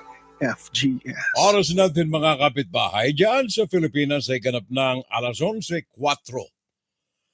Alas 11:04 ng gabi, Philippine Standard Time. 4 na minuto makalipas ang ika-10 naman ng umaga dito sa amin, Eastern Standard Time. Samantalang sa Alaska ay ganap ng alas 6 ng umaga. Yan sa Alaska. Alas 6:04 actually. Yan naman sa London ay ganap ng alas 3:04 ng hapon. Kingdom of Saudi Arabia alas 6:04 ng gabi. World time sa Fun Saturday Live. Inside, guro-guro, opinion, and Saturday Live. Ngayon mga kababayan, pag-usapan natin ang ating madalas na banggitin ngayong araw na ito. Yung makakataga ni Senator, hindi lang senador yan pare ko Senate President pa yan. Senate President Juan Miguel Zubiri. Sabi niya noong, anong araw ba yun? Yung Martes, I think. Sabi niya noong Martes, paano ba yung pagkakabanggit niya? I appeal to the media. Ito yung sabi ni Juan Miguel Zubiri. I appeal to the media. Tulungan naman ninyo kami na pagandahin ang imahe ng Pilipinas. Pagandahin ang imahe ng Pilipinas. Tulungan ninyo kami. Help us beautify the Philippines. Yan ang sabi ni Senate President Juan Miguel Zubiri. Ang kanyang first name, dalawa. Juan at saka Miguel Zubiri. Ito Senate President natin ito si Juan Miguel Zubiri. Siya ay pinanganak noong Abril 13, 1969, a Filipino businessman and a politician serving currently as Senate President of the Philippines since July 25, 2022. Hindi lamang ito minsan na naging senador in the past. Naging senador na rin siya and then noong medyo humina ang kanyang bilang, tumakbo congressman. Ngayon balik siyang senador. Ang kanyang buong pangalan ay Juan Miguel Fernandez Zubiri. Yun. Ngayon, merong tumugon sa kanyang paghamon. Help beautify the Philippines, sabi ni Juan Zubiri. Meron namang isang Juan na tumugon Sino itong Juan na ito? Hindi ito si Juan Miguel Fernandez Zubiri. Hindi ito ang kanyang kadobol, kundi ito'y distinct individual dyan sa Pilipinas. Ang kanyang pangalan, Juan de la Cruz. Isinilang siya noong pang mga panahon ng mga Kastila, even before the Spaniards came to the Philippines. Juan de la Cruz. Kaya lamang bininyagan siya ng mga Espanyol na Juan de la Cruz.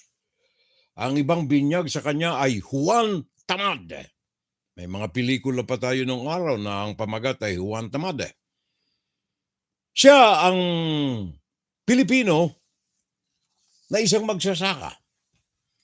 Isa siyang magsasaka na minana niya na ang pagsasakang ito sa kanyang mga ninuno from time immemorial. Simula pa noong nakilala niya ang kanyang kapaligiran. Yun na ang kanyang nakagisnan sa kanyang lolo, ang pagsasaka, sa kanyang tatay, ang kanyang pagsasaka. Ngayon siya at ang kanyang mga kapatid, mga magsasaka. But in spite of decades of being a farmer, wala siyang nakitang pagbabago. Yung kalabaw, nanganak ng another kalabaw, at yung nanganak na yun ay nanganak din. At yung anak ng anak na yon ay nanganak din, yun ang kalabaw na kanyang ginagamit pa rin hanggang ngayon. Ang kanyang pangalan, Juan de la Cruz. Ngayon magsasaka siya. Walang pagbabago yung kanyang anak na pinagmanahan niya rin ng pagsasaka, at least nakabili ng isang maliit na traktora. Siya ang ginagamit niya, kalabaw. Yung kanyang anak, at least may maliit ng traktora. Pero the same pa rin ang kanilang manners of farming. Pagtatanim ng palay, pagsasaka, double cropping. Kapag tapos na ang aniha, naglalagay sila ng kung ano. Paglalagay ng mga dalag sa kanilang mga sakahan para magkaroon ng mga isda. Yan si Juan de la Cruz. Nung marinig ni Juan de la Cruz yung panawagan ni Juan Miguel Zubiri na media, help beautify the Philippines, siya naman ay napasagot. Sapagat nag-aral na rin siya ng elementarya, pero yun lang natapos niya, marunong siya ng konti ng English.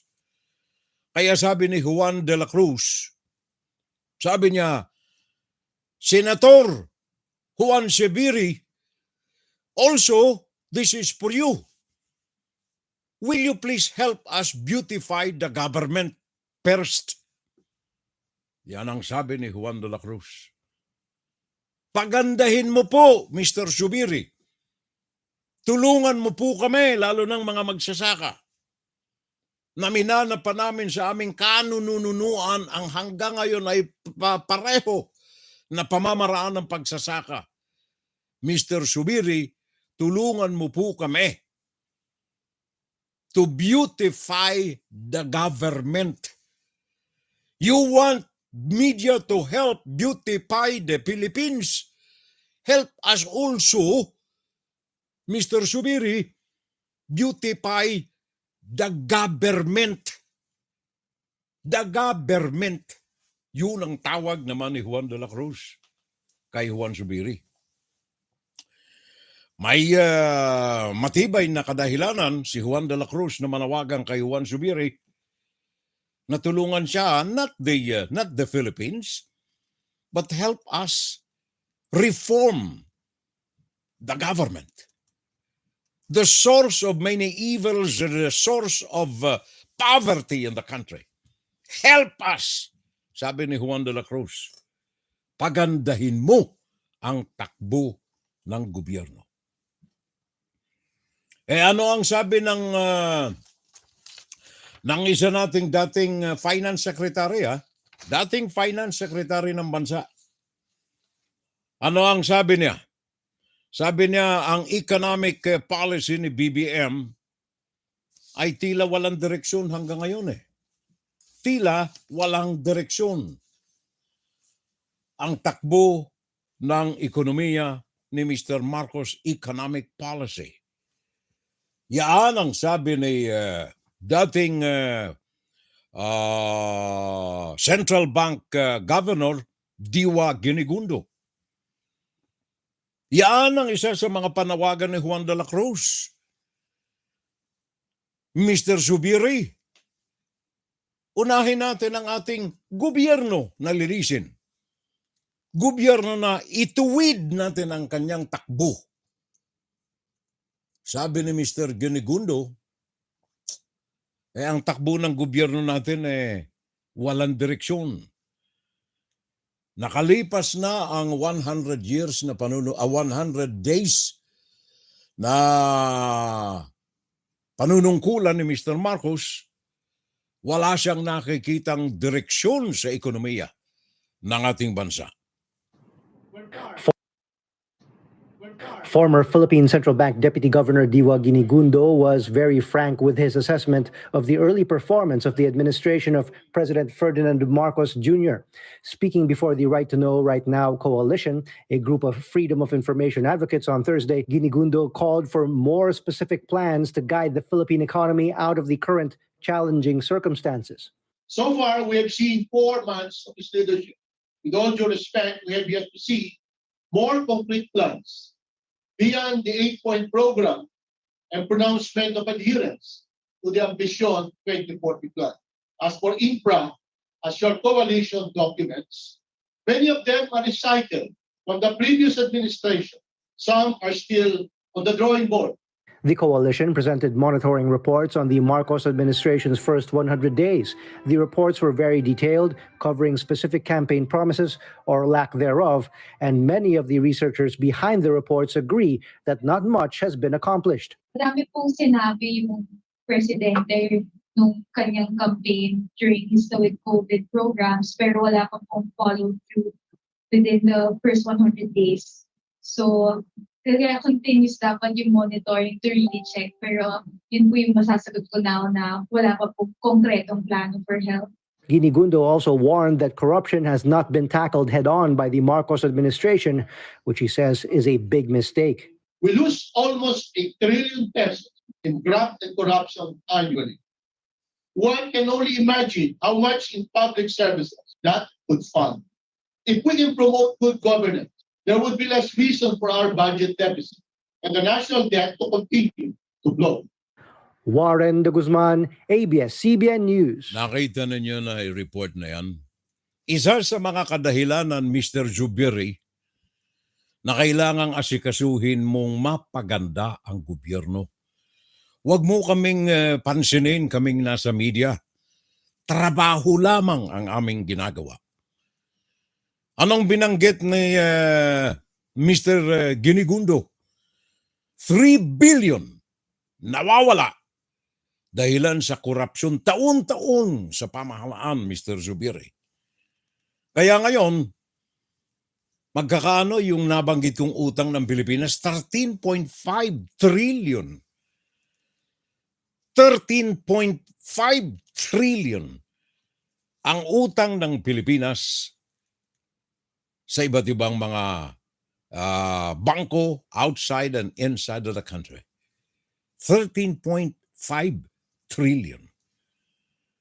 Ngayon lamang ito 2022. Si Mr. Marcos nakapangutang na ngayon. Nabanggit ninyo yung, naalaala nyo yung binanggit ko kanina. Nakapangutang na si Mr. Marcos ng halos 400 bilyon na muli na naragdag sa utang sa kaban ng bayan. Isipin mo ang 3 trillion a year dahilan sa korupsyon, malaking halaga ito, kapitbahay. Corruption. Ano ang mga sangkot dyan, Mr. Zubiri? Kayo, ang mga naan dyan sa gobyerno, ang itinuturo ng mga daliri ni Mr. Juan de la Cruz. Kapag ang pinag-uusapan natin ay korupsyon, graft, bribery, favoritism, yung mga congressmen natin dyan, Mr. Zubiri, senador, sino ang mga nakapaligid sa iyo riyan sa Senado at sa Kongreso na nakakakuha, nakakakamkam na mga proyekto ng gobyerno sabagat meron silang involved na mga padulas, korupsyon, at kung ano-ano pa. Naalala ninyo, mismong si dating presidente ninyo, Digong. Mismong si Digong. President Rodrigo Duterte ang nagsabi na may korupsyon. Isa sa mga tinukoy niyang sangay, Department of Public Works and Highways. Si Pangulong Duterte na mismo ang nagsabi, talamak ang katiwalian sa Department of Public Works and Highways o DPWH.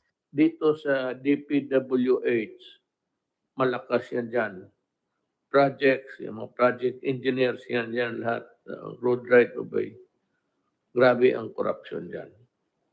Walang construction na uumpisa dito na walang transaction. Meron yan. Sabi ng Pangulo sa gitna ng pagbusisi ng Kamara at Senado sa 600 bilyong pisong budget ng DPWH. Depensa ng kalihim ng DPWH na si Secretary Mark Villar. Kami po ay nagkakaisa kami sa sa layunin ng ating Pangulo na tapusin ang corruption, institute reforms sa department, monitoring systems, may geotagging, so malalaman natin kung anong kondisyon ng mga projects. So mapipicturean yung projects at alam natin kung ano yung kondisyon at sitwasyon sa ating mga proyekto. Yan ang tinig na ngayon ay congressman, senador na rin, Mark Villar. Congressman ba?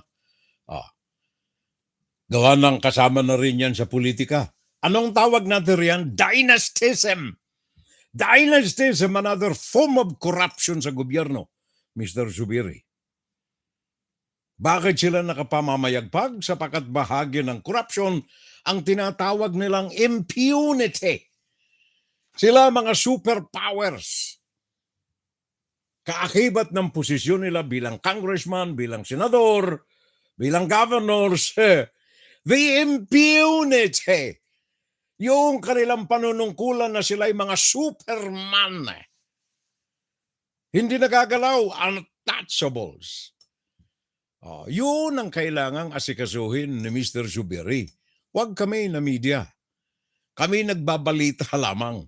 Kung ang mga nakikita namin sa gobyerno ay maganda, we can help intentionally or unintentionally to beautify the Philippines.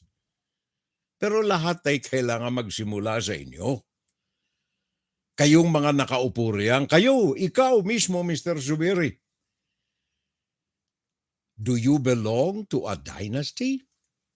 Nagtatanong lang tayo riyan. Ikaw ba'y nakatanggap na rin ng bribery? Another form of corruption. O kaya even favoritism. May pinagkalooban ka ba ng proyekto ng gobyerno? Dahilan sa ito ay paborito mong tao, individual o kaya pamilya? Naitatanong lamang natin ito mga kapitbahay. Maiksi pa ang panahon na naiupo ni Mr. Marcos sa tungkulin niya, kaya hayaan ninyo na banggitin natin ang ilang mga ganitong uri ng korupsyon noong nakalipas na panahon ni Mr. Duterte. Political dynastism, well, talamak yan eh. May ilang batas ng pinagtangkaan na isalang sa Kongreso, hindi pa man nabibigkas ang unang kataga ng panukalang batas against dynastism, wala na, burado na. Bakit? Sabagat kayo riyan, Mr. Zubiri, mga congressmen, pamilya ng mga dynasty. Pamilya ng mga dynasty. Kaya hindi pwedeng masalang o kaya makanti ang issue na ito ng dynastism. O kaya, tingnan ninyo yung nakalipas na panahon. Ano yung sinasabi natin dyan? Pharmally, for example. Corruption.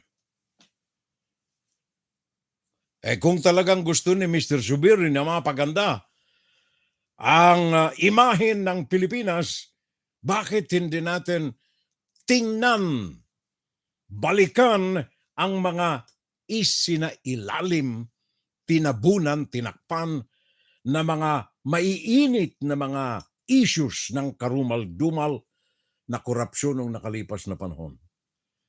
Mapagaganda ang pangalan ng Pilipinas kung makikita ng media na si Mr. Zubiri pala ay binuhay ang issue ng Pharmally 42 billion nilustay na pera ni Juan de la Cruz. Pwede sana itong ibili ng gobyerno ng mga traktora nasa umagitan ng mga PPP, private-public partnership, pwedeng umunlad ang buhay ng mga magsasaka ni Juan de la Cruz. Na instead na kalabaw pa rin ang kanilang gamit, baka malaki-laki ng mga traktora ang pwedeng magamit. Maging mechanized ang farming sa Pilipinas. Kayo, may mga pera kayo nakapupunta rito sa Amerika. Kayo mga senador, kayo mga congressmen, meron kayo mga intelligence fund. Meron kayong mga confidential fund na pwede ninyong magamit, bili ng ticket sa aeroplano, manood kayo ng mga modern farming, mechanized farming dito sa Amerika. Para pagbalik mo riyan sa Pinas, Mr. Zubiri, pwede ka siguro magkaroon ng idea paano ba makukuha, maha-harness natin ang kakayahan ng mga pribado at saka mga publiko upang mapaunlad ang farming pagsasaka sa Pilipinas magamitan ng highly mechanized operation. Dito sa Amerika, magtanim ka ng palay dito. May mga taniman ng palay dito, by the way, baka akala ninyo. Pero ang taniman ng palay dito, may mekaniko na. I mean, highly mechanized. Pagtanim ng mais, for example, hindi na yan isa-isang itinutusok yung mga punla ng mais. Mechanized na. Sabagat nililinis yung kanilang mga cornfields ng mga makabagong mga makinarya. Lilinisin yan, malapad yan. Lilinisin. Pagkatapos na linisin, another machine, lalagyan ng mga seedlings ng mais, patatakbuhin, eksaktong tumutusok na sa lupa in equal distances yung mga mais. After 3 months, makikita mo na, tumutubo na yung mga mais. Another month, 4 months, 5 months, naandyan ang pag-ani ng mais. Highly mechanized din. Mga machines ang pumuputol, tumatagas ng mga mais. Diretso sa kanilang mga almasin o kaya mga warehouses. Pwedeng gawin yan sa Pilipinas kung ang gobyerno ay hindi nangungurakot sa taong bayan. Pagandahin natin ang takbo ng gobyerno, Mr. Zubiri. Gaganda ang pangalan ng Pilipinas. Pharmally, for example. Buhayin natin yan. Ayaw ninyong pirmahan sabagat ayaw ninyong isang si Mr. Duterte. Yung final findings ng Blue Ribbon Committee ng Senado panahon ni Richard Gordon, ayaw ninyong pirmahan. Bakit? Sabagat ayaw ninyong madawit ang inyong kasama riyan. Si Mr. Duterte. Isipin mong mamayagpag ang mga dayuhan. Anthony Yang. Mamayagpag ang mga dayuhan, Mr. Lau. Mga dayuhan ng mga ito. Namamayagpag sa Pilipinas, bakit sila ay paborito? There is favoritism and even probably nepotism sa mga ganyang aktuasyones ng mga namamahala sa ating pamahalaan. Yan ay hindi po yan bago. Hindi rin yan issue na ikangay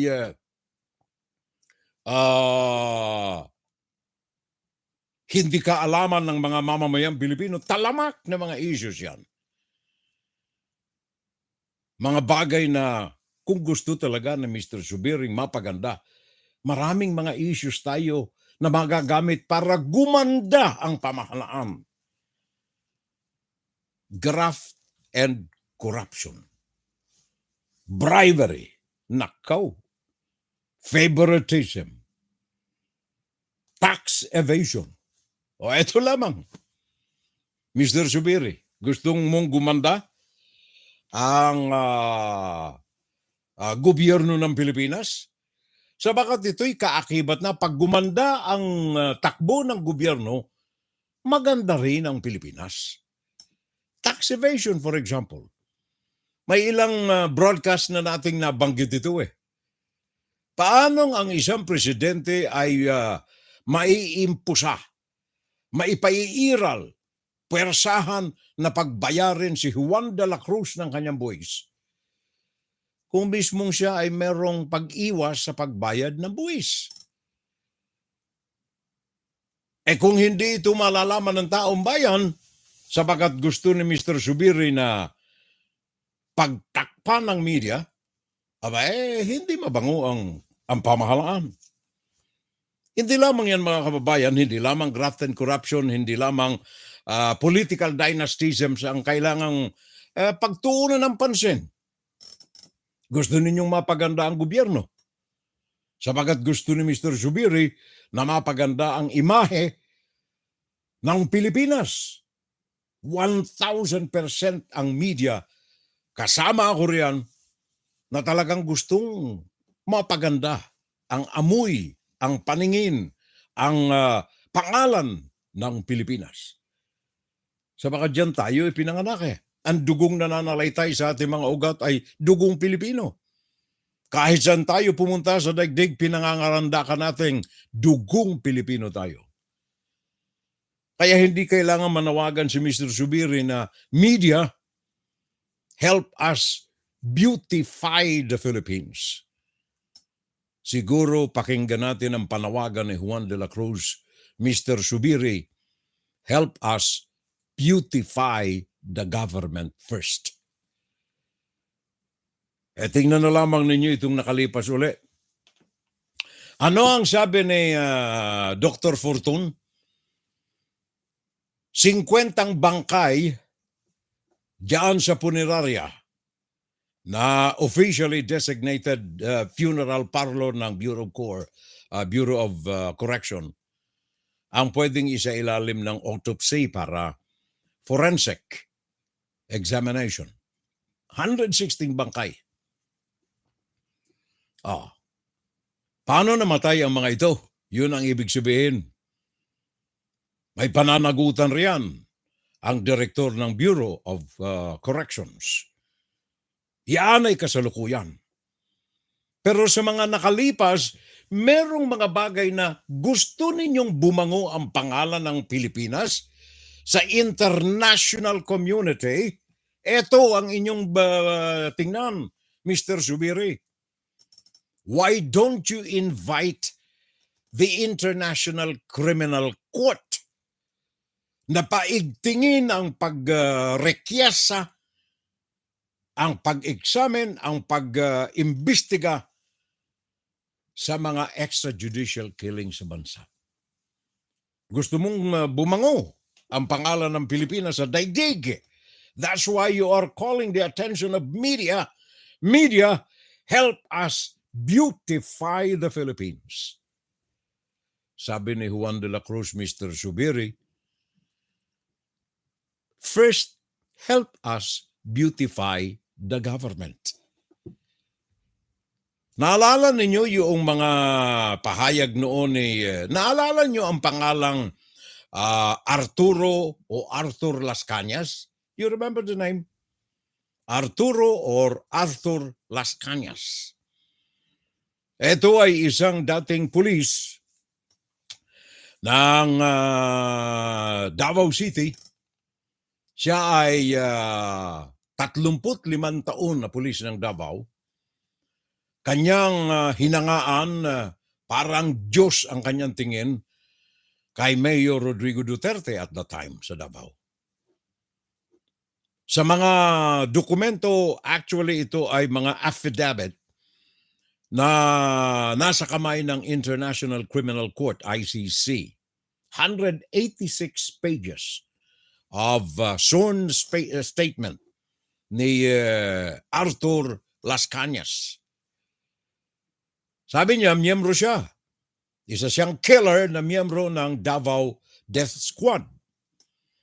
Isinalaysay niya sa mga pahina na ito, 186 pages ng affidavit na nasa kamay ng ICC kung papaano pinapatay maging ang isang buong pamilya kapag ito ay deemed by the mayor to be in the list.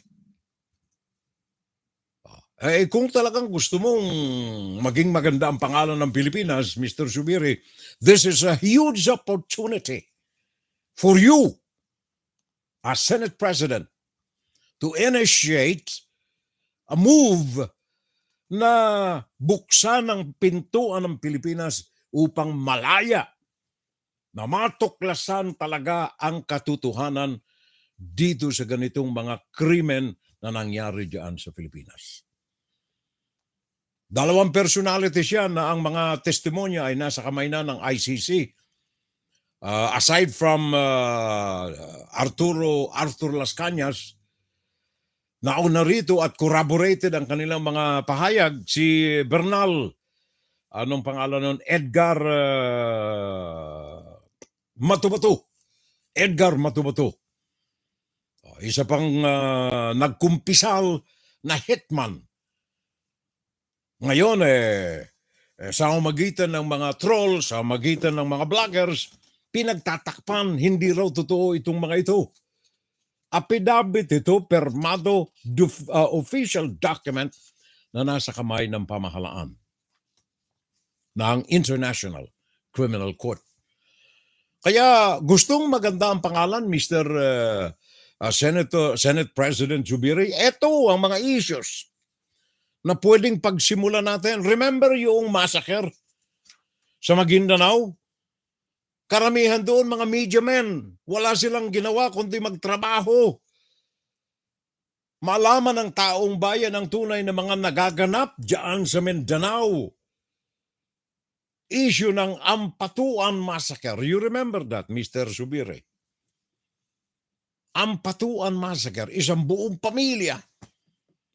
At kasama ang mga media men, 34 yata yun, na mga periodista, walang awang pinatay. Dito tayo magsimula. Gusto mo maganda ang pangalan ng Pilipinas? Mr. Zubiri, help us media. Media, help us. Beautify the Philippines. Dapat pakinggan mo rin yung sigaw ni Juan de la Cruz. Senate President, Mr. Zubiri, also please help us beautify the government. Total naman ang gobyerno is of the people, for the people, and by the people. Di ba? Naandyan yan sa preamble natin pangunang kataga. Diyan sa Saligang Batas ng Pilipinas, Constitution of the Philippines.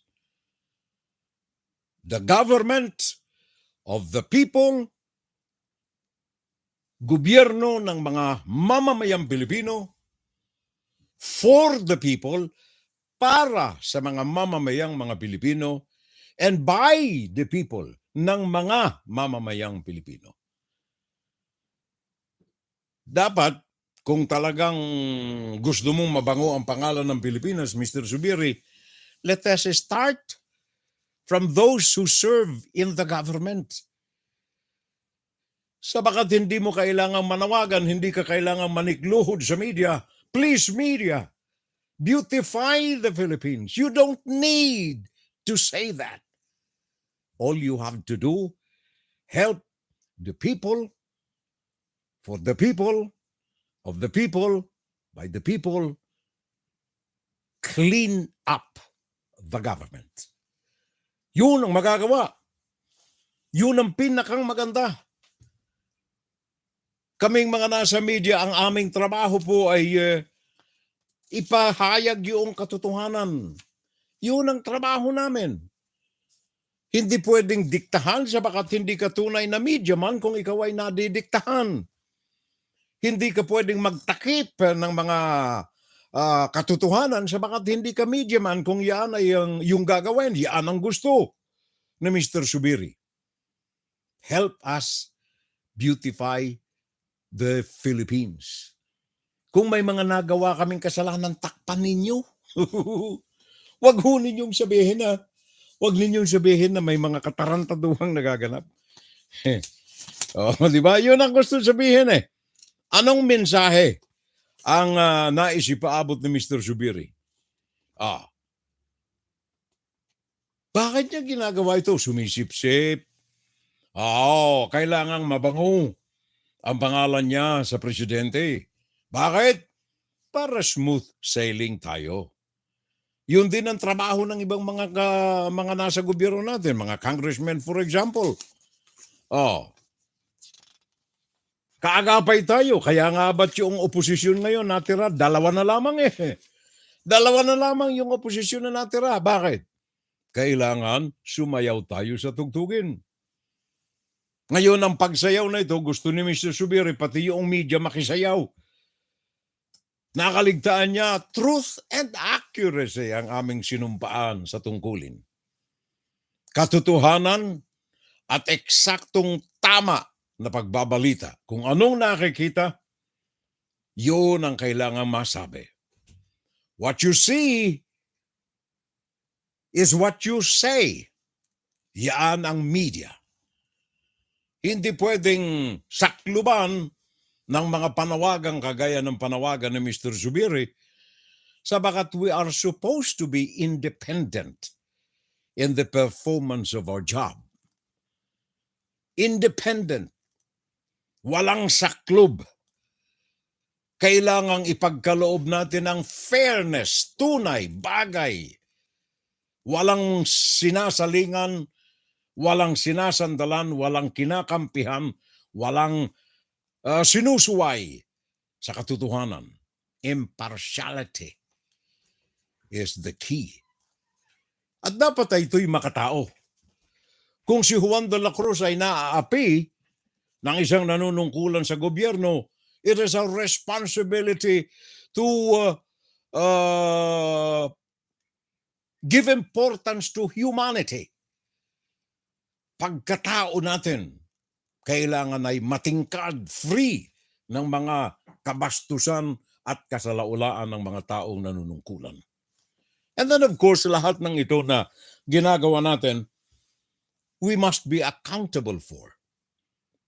Hindi pwedeng talikuran. Sinabi na natin yan, panindigan natin. That's accountability.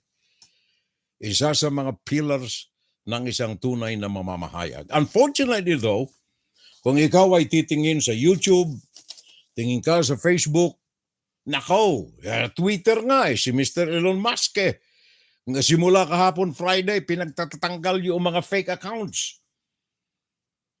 Sana ang YouTube ay muli na ipairal ito sapagat pagbukas mo ng YouTube, makikita mo riyan ang mga fake na mga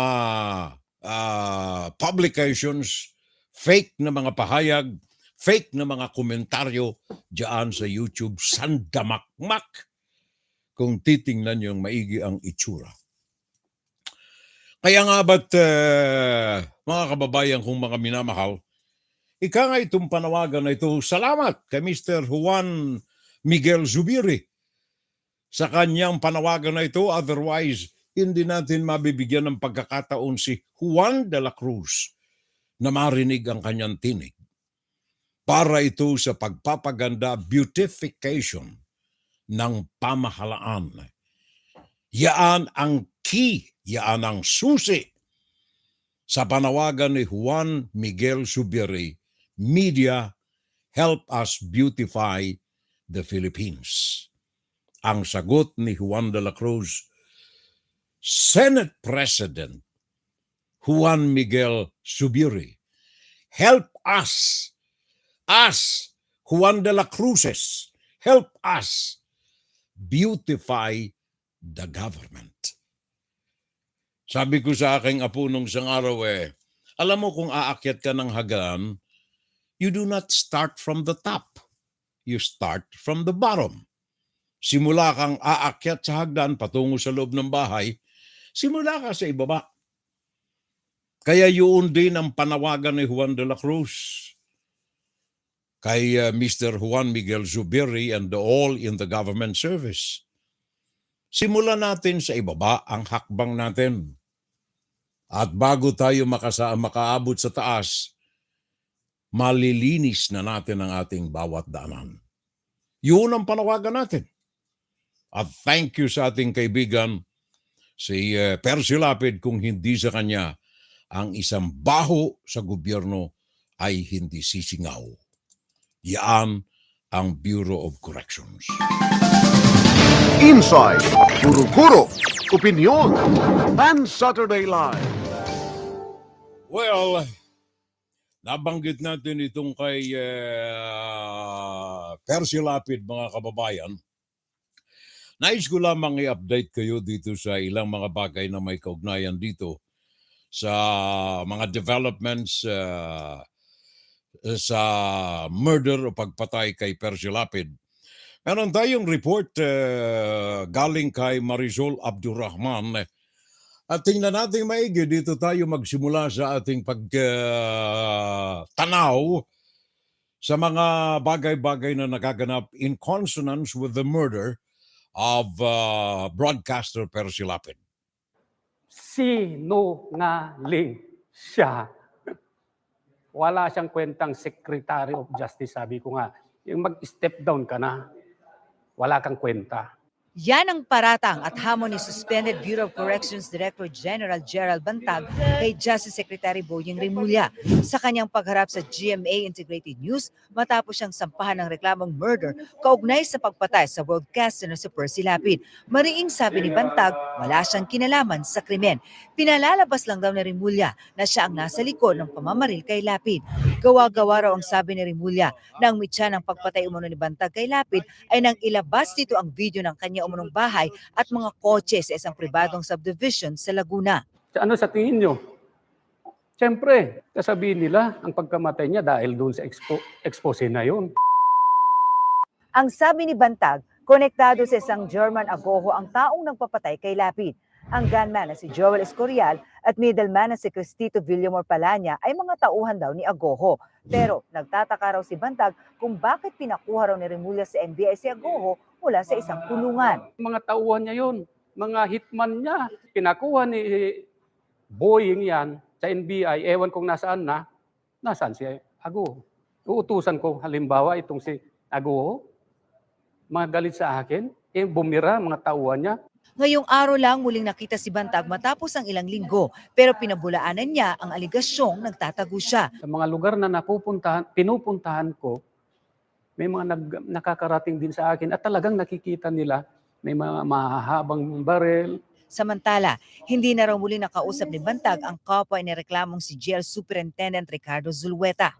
Para sa GMA Integrated News, Marisol Abduraman, nakatuto 24 oras. May bagong pangalang lumitaw dyan, Herman Agoho.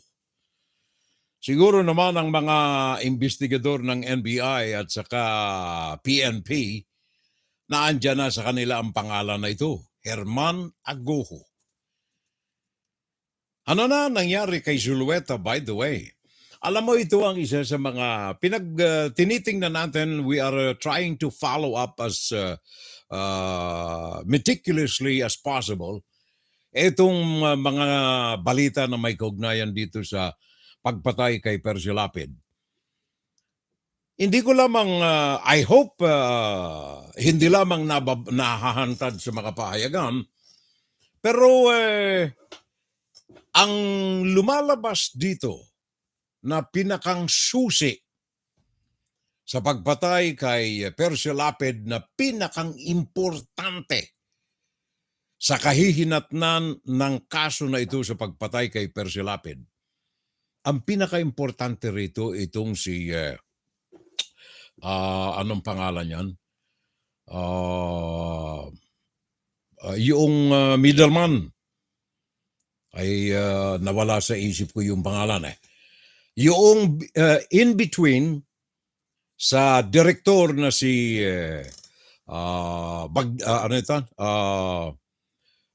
General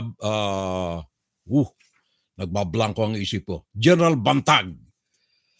At saka si Banzuela ba yun? O I cannot remember the name eh. Si Bantag at saka yung kanyang middleman. Bakit? Bakit itong tao na ito wala akong makitang pangalan eh. Parang hindi nababanggit eh.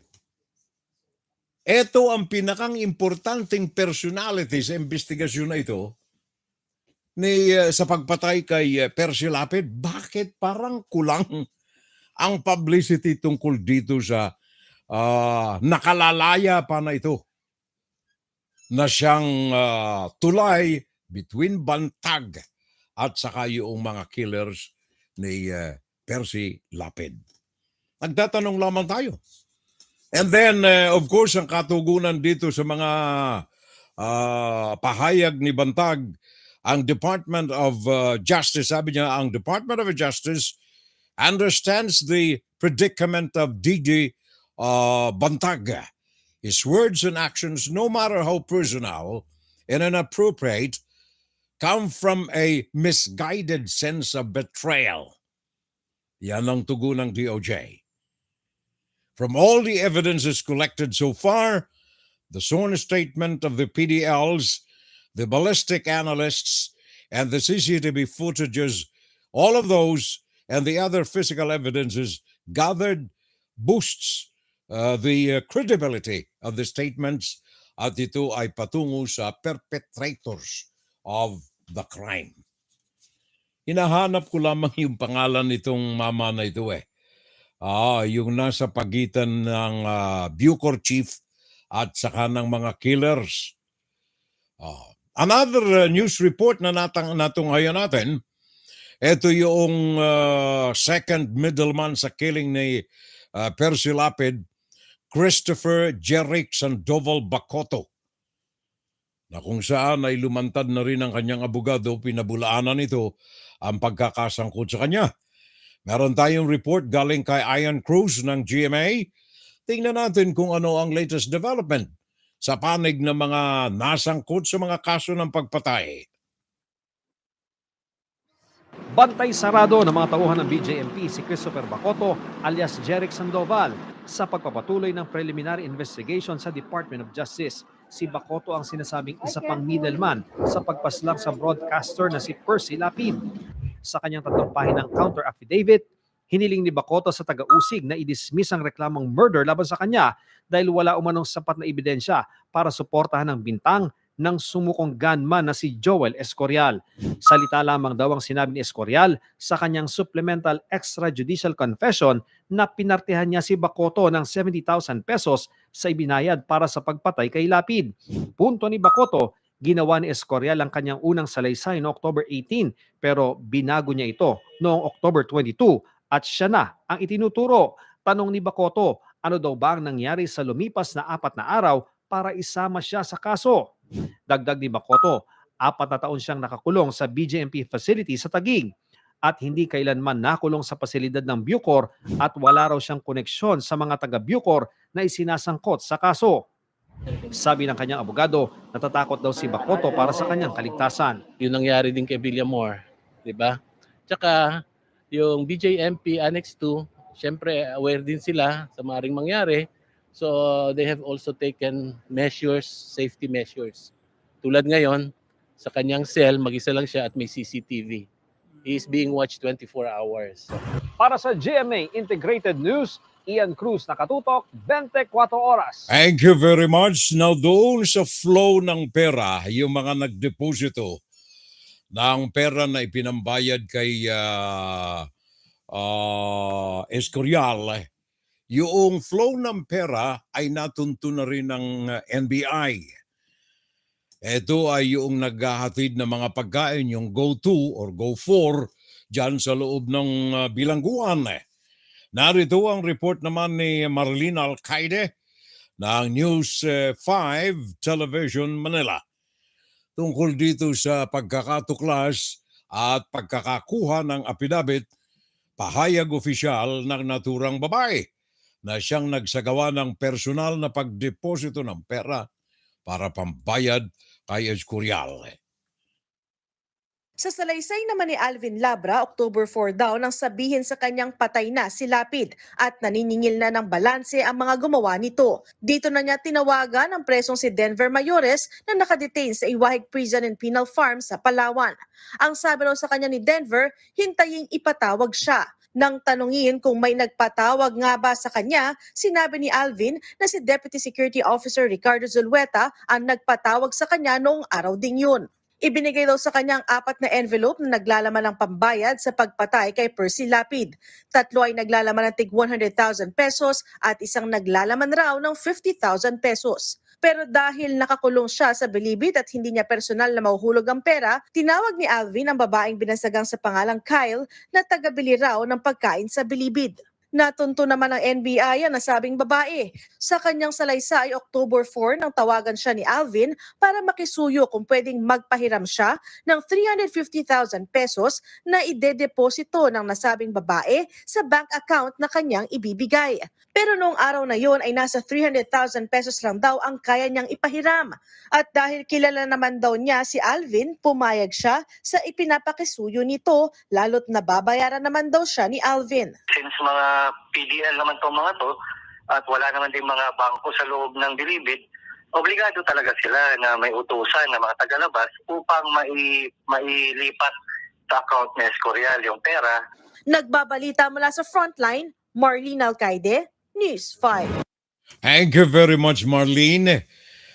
Binanggit niya na yung pangalan ni Ricardo Zulueta. That's the guy.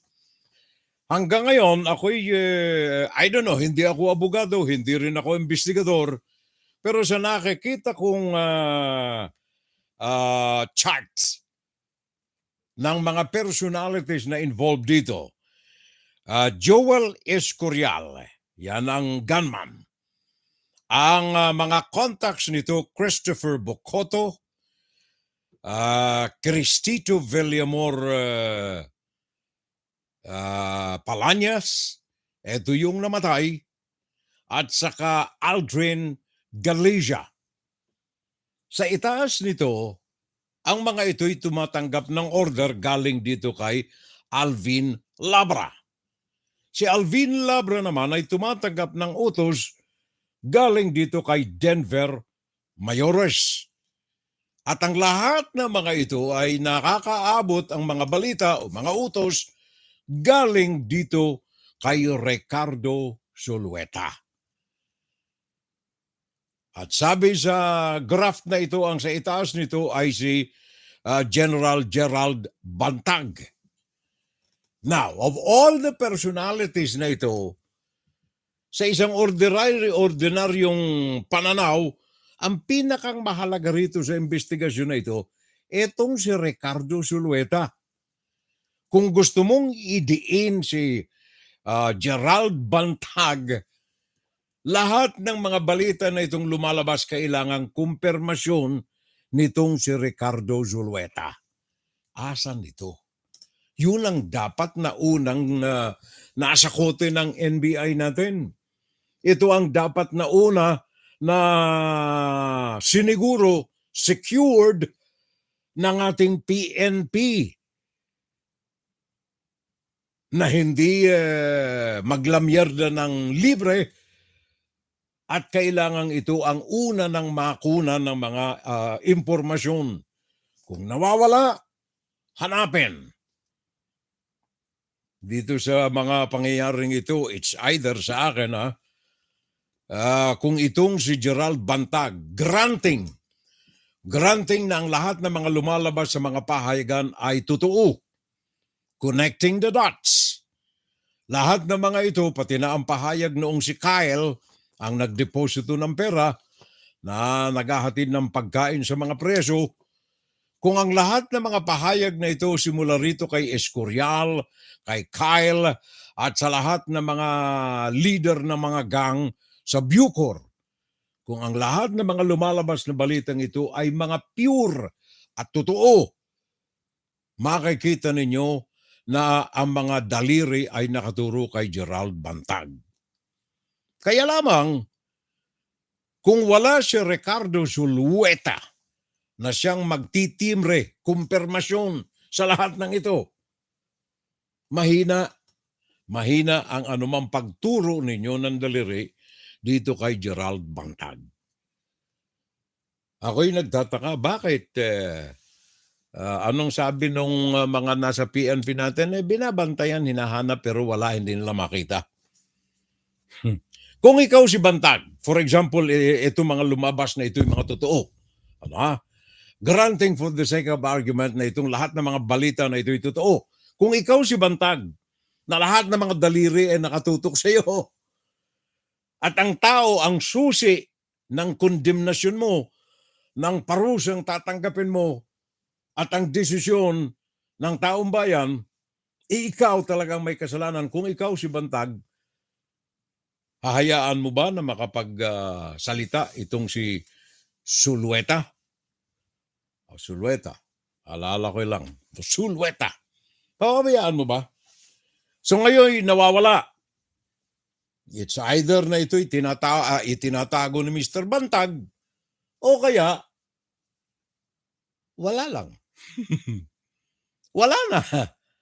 Sana nandoon, wala na. So is it safe to say baka ito'y wala na rin? Baka itong buhay nito ay para ng si Cristilo Villamor Palañas. Who knows? Walang na makapagsasabi. Sabagat wala siya. Asan siya nandoon? I don't know. Kaya kung yung mga panawagan noon ni Mr. Remulla at saka ni Mr. DILG, sumuko ka na, papayagan ba itong sumuko nang kung ikaw ang makapagdidiin sa akin, papayagan ba kitang sumuko? Matulog ka na lang muna. Di ba? Ganun lang eh. Matulog ka na lang muna. Nasaan si Sulweta?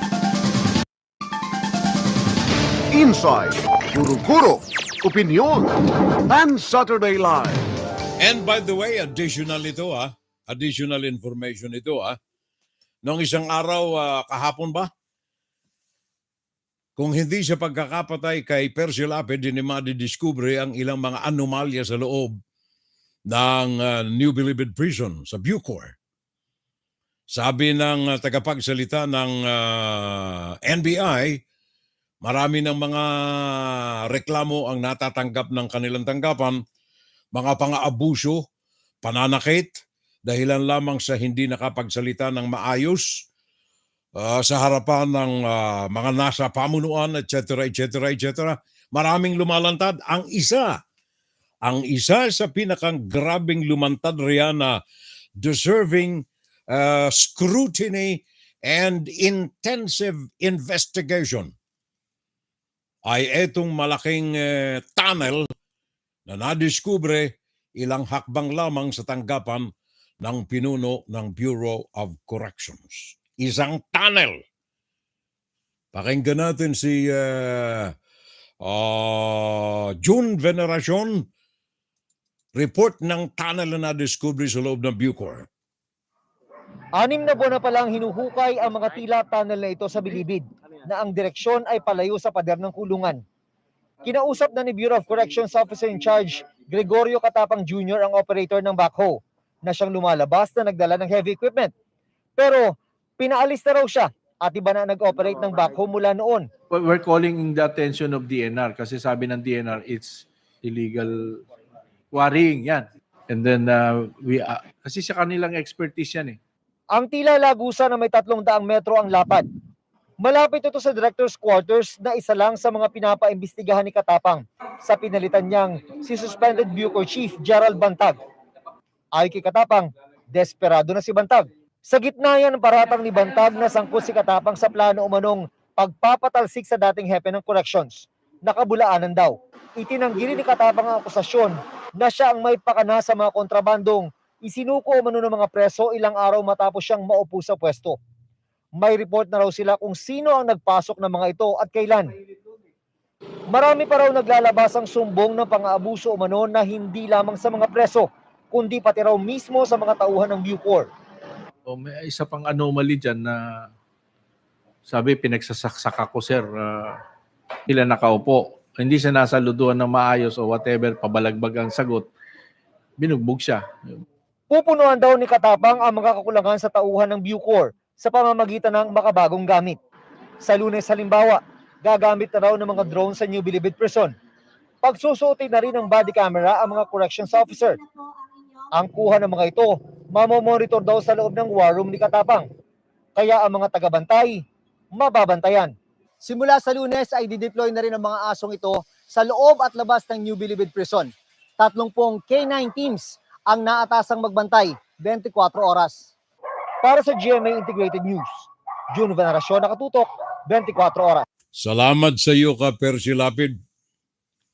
kung hindi sa karumal-dumal na pagpatay sa iyo, ay hindi madidiscovery at hindi aalingasaw ang mga nagaganap diyan sa loob ng Bureau of Corrections. Paring Edmond Sevilla, thank you very much, pare koy. Maraming salamat at saka long time now here, pare ko. Tony Abeliar. Manandyan pala itong kaibigan natin eh. Thank you, Ton. Maraming salamat. Rodmon, thank you.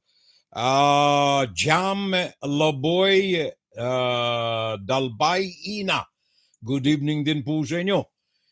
At saka yung may-ari ng ating Edwards Travel and Tour diyan sa Virginia Beach at saka sa Las Vegas, Nevada, paring Edward Osita. Nakaagapay sa atin ngayon ng ating kumpare. Thank you very much, paring Ed. And then Rodmon, good morning na lamang from Morieta, California. Ang kaibigan natin, Junior Dal. Nandiyan din Raul Villanada, pare ko eh. Good morning. Sabi niya, good morning, Furel. It's a beautiful day in Durham, North Carolina. Sabi ng kaibigan nating Raul Villanada.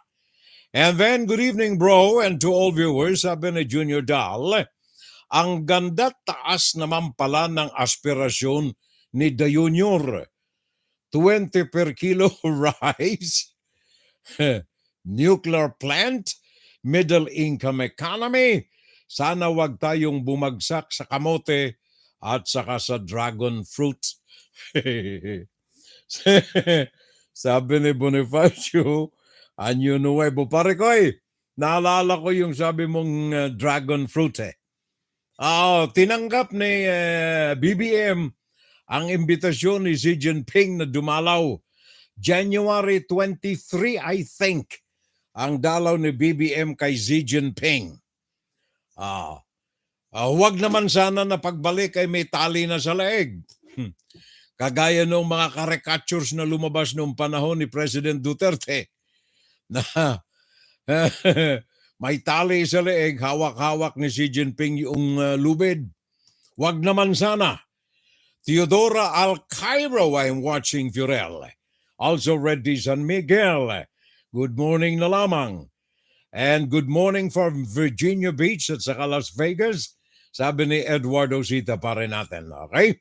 And then Richard Nuige. Naandyan nakaalalay din sa atin si Manny Calderon. Thank you, pare ko. Si Manny ang ating tour guide at saka anong tawag niyan? Travel partner. Diyan sa Italy. Manny Calderon, pare ko, thank you. Adelaida Pulopot Waters, dito sa Amerika, thank you, Aij. Maraming salamat. Magnolia Salcedo Zoleta.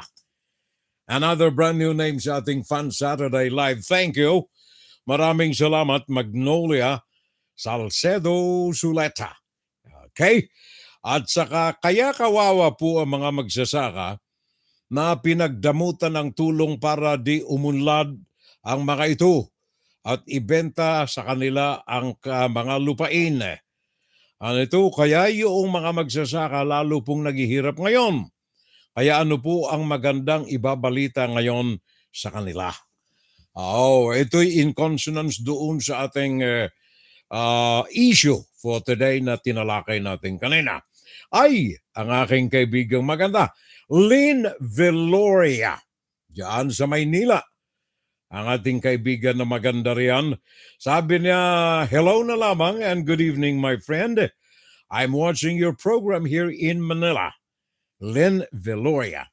Regards sa iyo, Lynn, at sa lahat ng mga kaibigan natin riyan at sa buong pamilya. Okay? Ano ito? Eufrosina de Marukot Soliman. Bagong pangalan din natin sa Fun Saturday Live. Eufrosina de Marukot Soliman. I am watching Furel. At saka si Medi Foster Loza, also with us today. Our culture of politics kill off potential good leaders of moral decency and encourages political dynasty. The result is government of the people, by pagbili by the people and fool the people. Ito ang sabi ng kaibigan nating Bonifacio Año Nuevo. Well, sad to say, pare ko, yun ang nangyayari. You buy the people, you fool the people, and then off the people. Hindi para sa mga mamamayang Pilipino.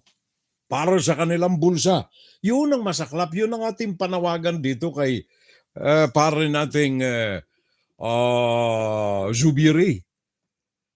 Pagandahin natin ang gobyerno. This is your huge opportunity to be of service to the Filipino people, for the Filipino people, of the Filipino people, and the real BY the Filipino people. Bonifacio Año Nuevo, Villamor po, yung middleman na itinumba na. That's right. And then Sulweta, yung aking sinasabi na kailangang i-secure ng mga otoridad sabagat ito ang pinakang susi sa issue na ito ni Percy Lapid. And then Ronnie Dagal, bagong pangalan din natin ito. Ronnie, thank you very much, my partner. Thank you. Maraming salamat sa alalay. Sok Friend de Merano. Thank you very much. Sabi ni Medi Zulueta. That's right. Thank you, Medi. Imelda Isidorio Batigas. I'm watching. Imelda Isidorio Batigas. Another brand new name sa atin. Meron akong hinahanga ang kaibigan natin dyan nung araw Nung ako'y naandyan sa DZXL, meron akong kaibigang periodista. Hinahangaan ko ito sapagkat matibay ang kanyang damdamin at paninindigan. Si Batigas. Kay June de Valencia. Sabi niya, Duterte handpicked General Bantag as director of the Bureau because of his vast experience in BJMP. Hindi lamang yan, rekomendado siya ni Senator Goe. Pare ko, hindi kaya RIP na rin si Zulueta? Tanong lang po ito, sabi ni Jundi de Valencia. Yun ang pinangangambahan ko, pare ko. Yan ang pinangangambahan ko. Sabi ni Jundi Valencia, dead man tells no tales. Tama ka riyan. Parang katulad sa kaso ni El Chapo ng Colombia. Nakagawa ng tunnel from the jail palabas ng perimeter nito. Nakatakas si El Chapo pero nasapo na rin siya, pare ko. Nasa bilangguan pa rin siya ngayon. Dragon fruit in Filipino is pitaya. Tama ba? Pitaya.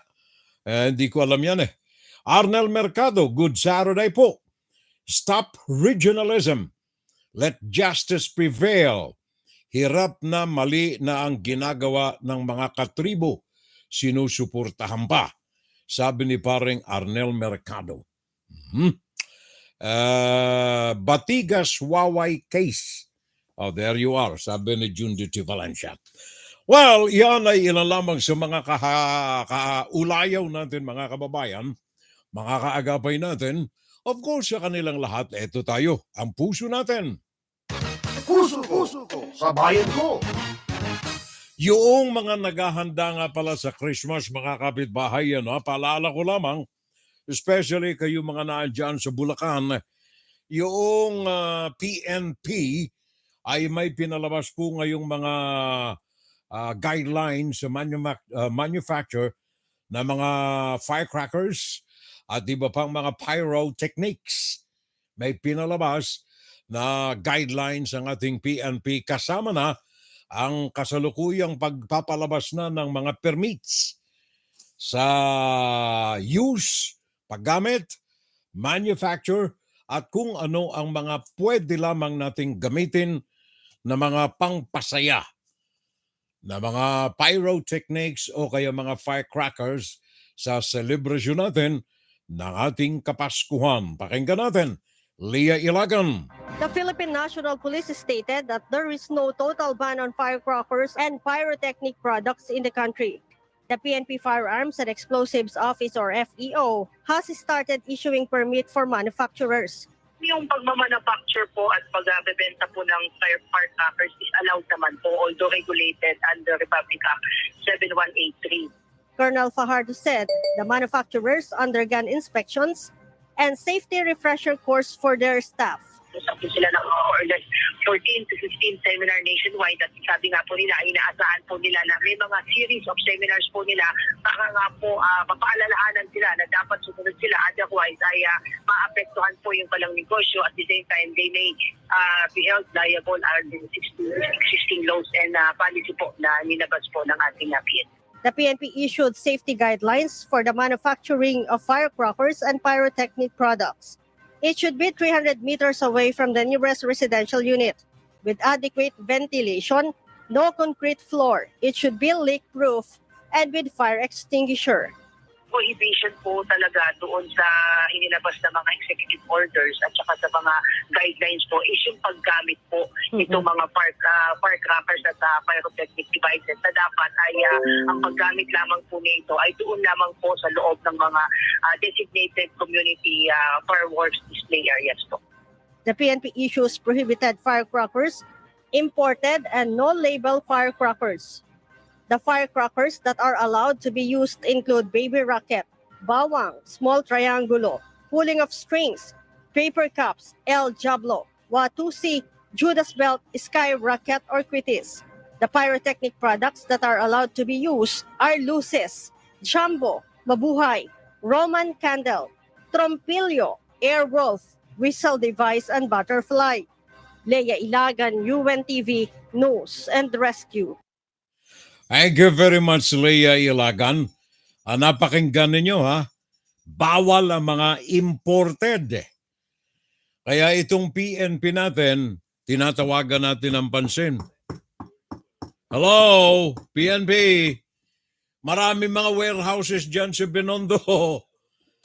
May mga nakaimbak na mga firecrackers imported sa China. Ang dami. Bulacan, tingnan ninyo. Yan ay maagang tip na ipinaabot sa atin. Maraming mga warehouses dyan sa Binondo, dyan sa Maynila. Maraming mga warehouses dyan sa may banda ng Parañaque. May mga nakaimbak na mga firecrackers galing sa China. Imported, bawal ho yan ha. Sa madalit sabi, ito illegal na mga paputok. Yung sinasabing Section 11, Republic Act 7183 na nais kong bigyan ng pansin, ito po ang eksaktong mga kataga. Any person who manufactures, sells, distributes, or uses firecrackers and other pyrotechnic devices in violation of the provisions of the Act shall be punished by a fine of no less than 20,000 pesos or nor more than 30,000 pesos. Sayang din yung 30,000. Sayang din yung 20,000 kung mahuhuli tayong lumalabag sa batas na yan laban sa mga pyrotechnics. Kaya pinaalaala po lamang natin ng maaga yan, especially sa mga naandyan sa PNP. Marami ho tayo riyan sa Binondo, ilang mga warehouse dyan sa may banda ng Bulacan, mga warehouses na may mga nakaimbak na mga firecrackers imported from China. Kung bakit ito nakalusot, itanong po ninyo sa Bureau of Customs. Sabi ni pare nating Bonifacio Año Nuevo, may mga nakaraang mga kaganapan. Ito ang mga sumusunod. Sandro, ito yung congressman na anak ni BBM. Plant dragon fruit. Kala ko dragonfly. Mga suggestions ito nitong mga politiko natin ha. Magtanim daw kayo ng dragon fruit para makain sa araw-araw. Cynthia, ito Cynthia Villar, matuto tayong kumain ng kamote.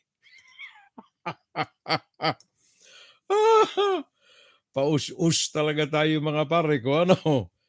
Mga paus-us tayo. Kiko. Ito'y si Kiko, anong pangalan yan? Pangilinan.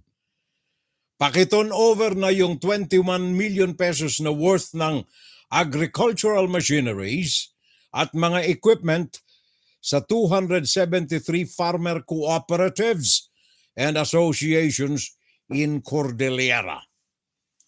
Yun ang sabi ni pareng Bonifacio Año Nuevo. Grabe na nga ang mga nangyayari sa Pulang Lupa, Santa Maria, Bulacan. Illegal na mga manufacturers ng mga firecrackers sa mga residential areas. Sabi ni pareng June de Valencia, Piccolo dapat nakasama na yun sa iban. At saka paano na yaan? Hello PNP. Ibig bang sabihin ay palpak pa rin ang ating mga polis? Tanong pa rin yan ni June de Valencia. Ayos ang kamote, Ma'am Cynthia. Hindi ko nababasahin yung sunod. June de Valencia. Teka muna ha, sandali.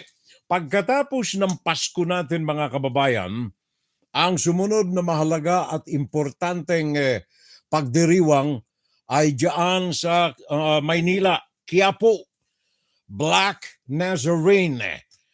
Ngayon ay Nobyembre 12, sa Enero 7, I think kung ako'y hindi nagkakamali, ang January 9 pala, January 9, ay pinagdiriwang natin ang kapistahan ng Black Nazarene diyan sa Quiapo. Kaya meron tayong paalala rito galing kay Ria Kapulong ng ABS-CBN. Tingnan natin ang kanyang latest.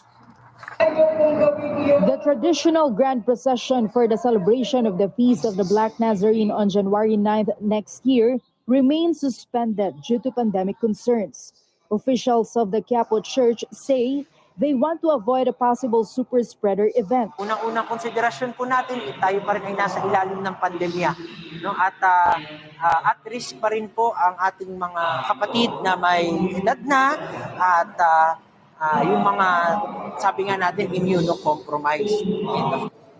However, all other activities related to the feast will proceed. Sa Quirino Grandstand po ay naroroon ang pagbibigay-pugay, naroroon pa rin po ang panggabing programa at higit sa lahat po, no, naroroon po ang misa ng kapistahan o tinatawag nating misa mayor sa ganap na alas 12 ng hating gabi sa ika-9 ng Enero na pamumunuan po ng ating mahal na Kardinal, Jose Cardinal Advincula. Yung pagbibigay-pugay po ay maaari po nating lapitan at hawakan ang imahen. As early as now, some devotees are appealing the suspension, while others say the decision is understandable. In the meantime, Quiapo Church is preparing for the Simbang Gabi, a Filipino Christmas tradition where parishioners attend 9 consecutive masses on the days leading up to Christmas. The Simbang Gabi Mass at the Quiapo Church will start on December 15. Churchgoers are still advised to wear their face mask inside the church.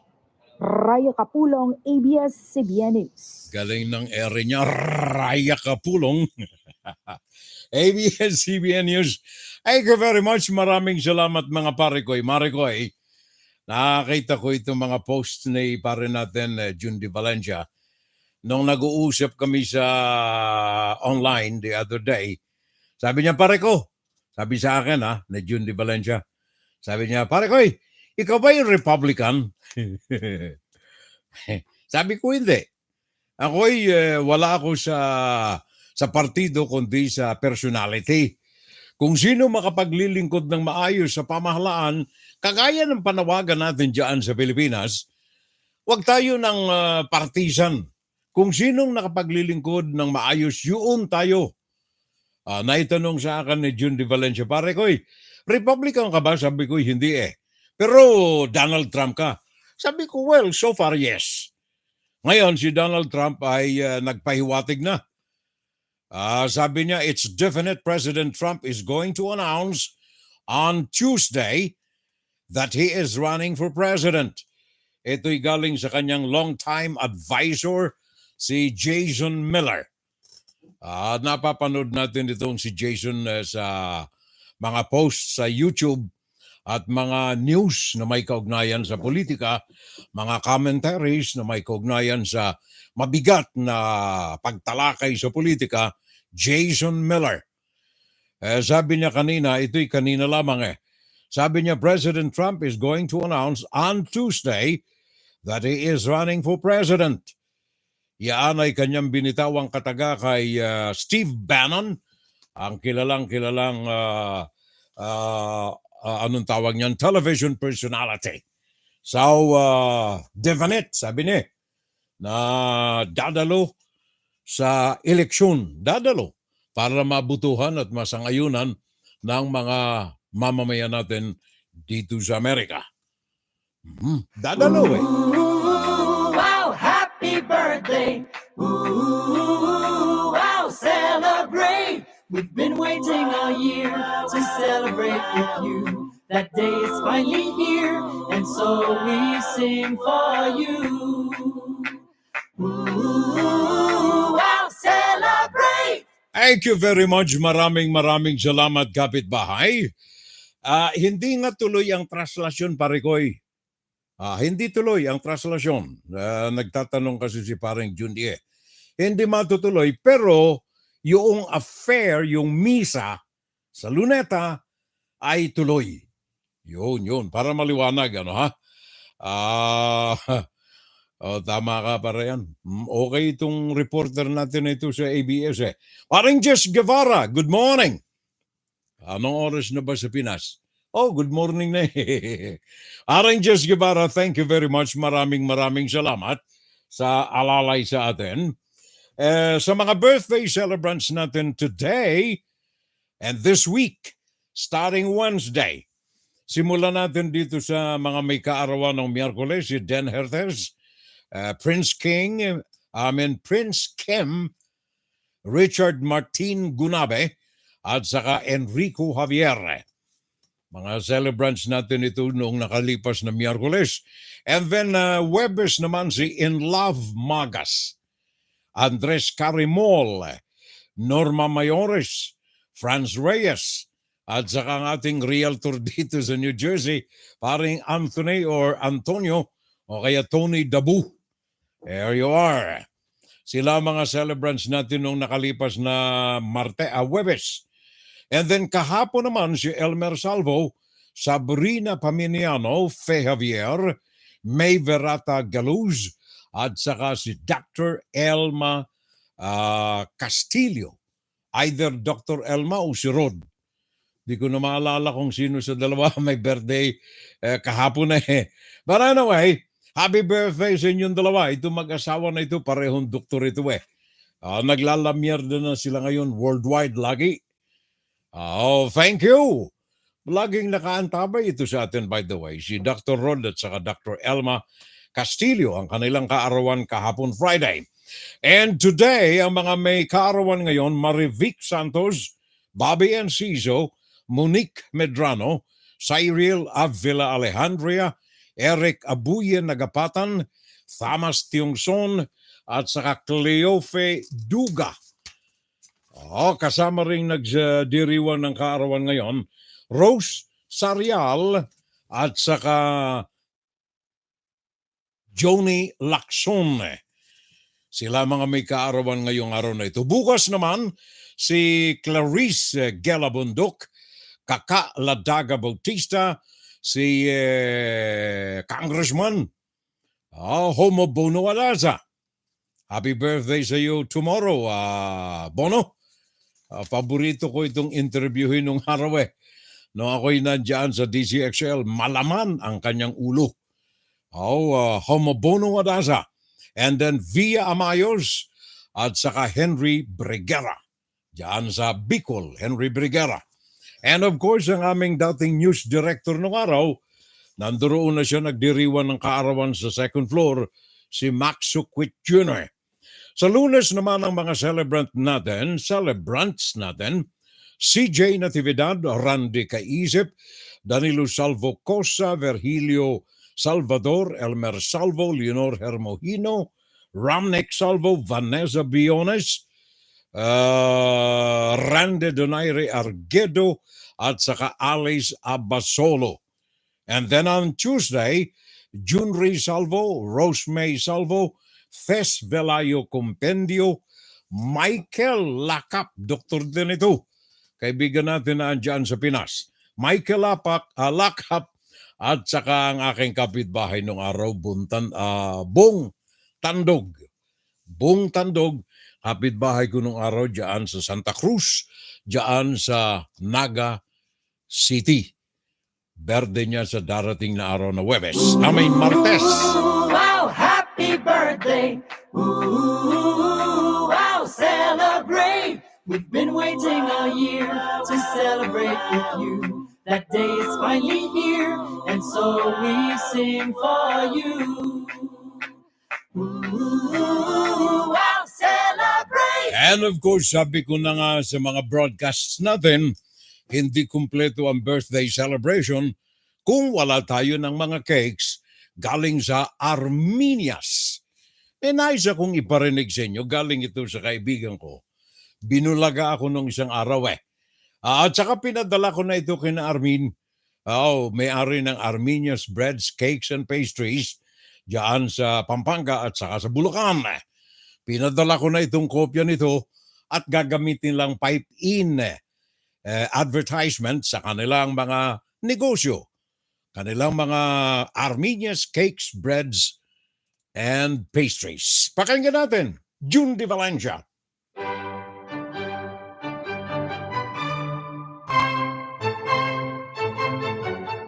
Sa mga residente at mga bumibisita sa Pampanga at Bulacan, kung may okasyon o wala man, kung ang hanap ninyo ay masasarap na breads, cakes, or pastries, tandaan ang pangalan, Armenia's Bake Shop. Armenia's. Sa Armenia's, makabibili kayo ng mga dekalidad na breads, cakes, or pastries. Sigurado, makukontento kayo sa mga breads, cakes, or pastries ng Armenia's kahit ikumpara pa ninyo sa iba. Subukan na ninyo. Tunay ninyong maiibigan. Bili na, order na, grab food na, now na. Armenia's Bake Shop. Bring home the best tasting breads, cakes, and pastries. Visit Armenia's Bake Shop on Facebook for details.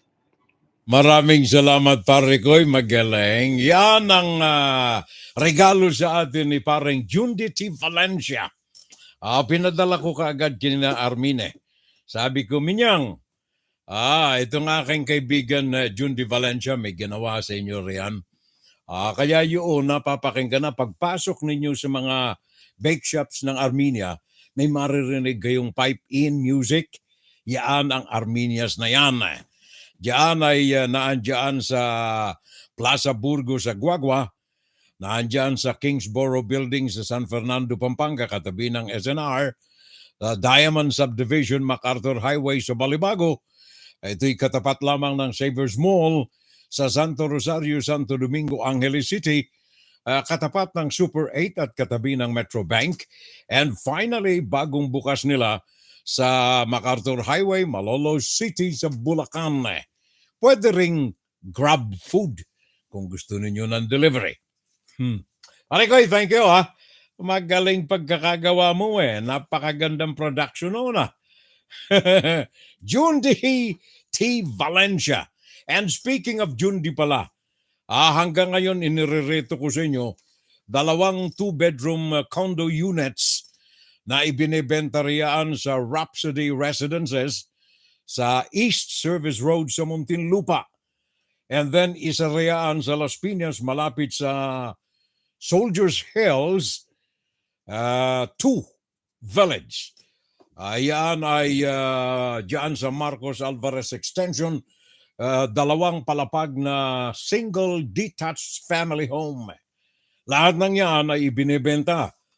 Maaari kayong pumunta na lamang sa webpage o kaya sa Facebook ni pare natin, June de Valencia, na andyan ito sabagat ito ay pag-aari ng kanyang anak na si Rika.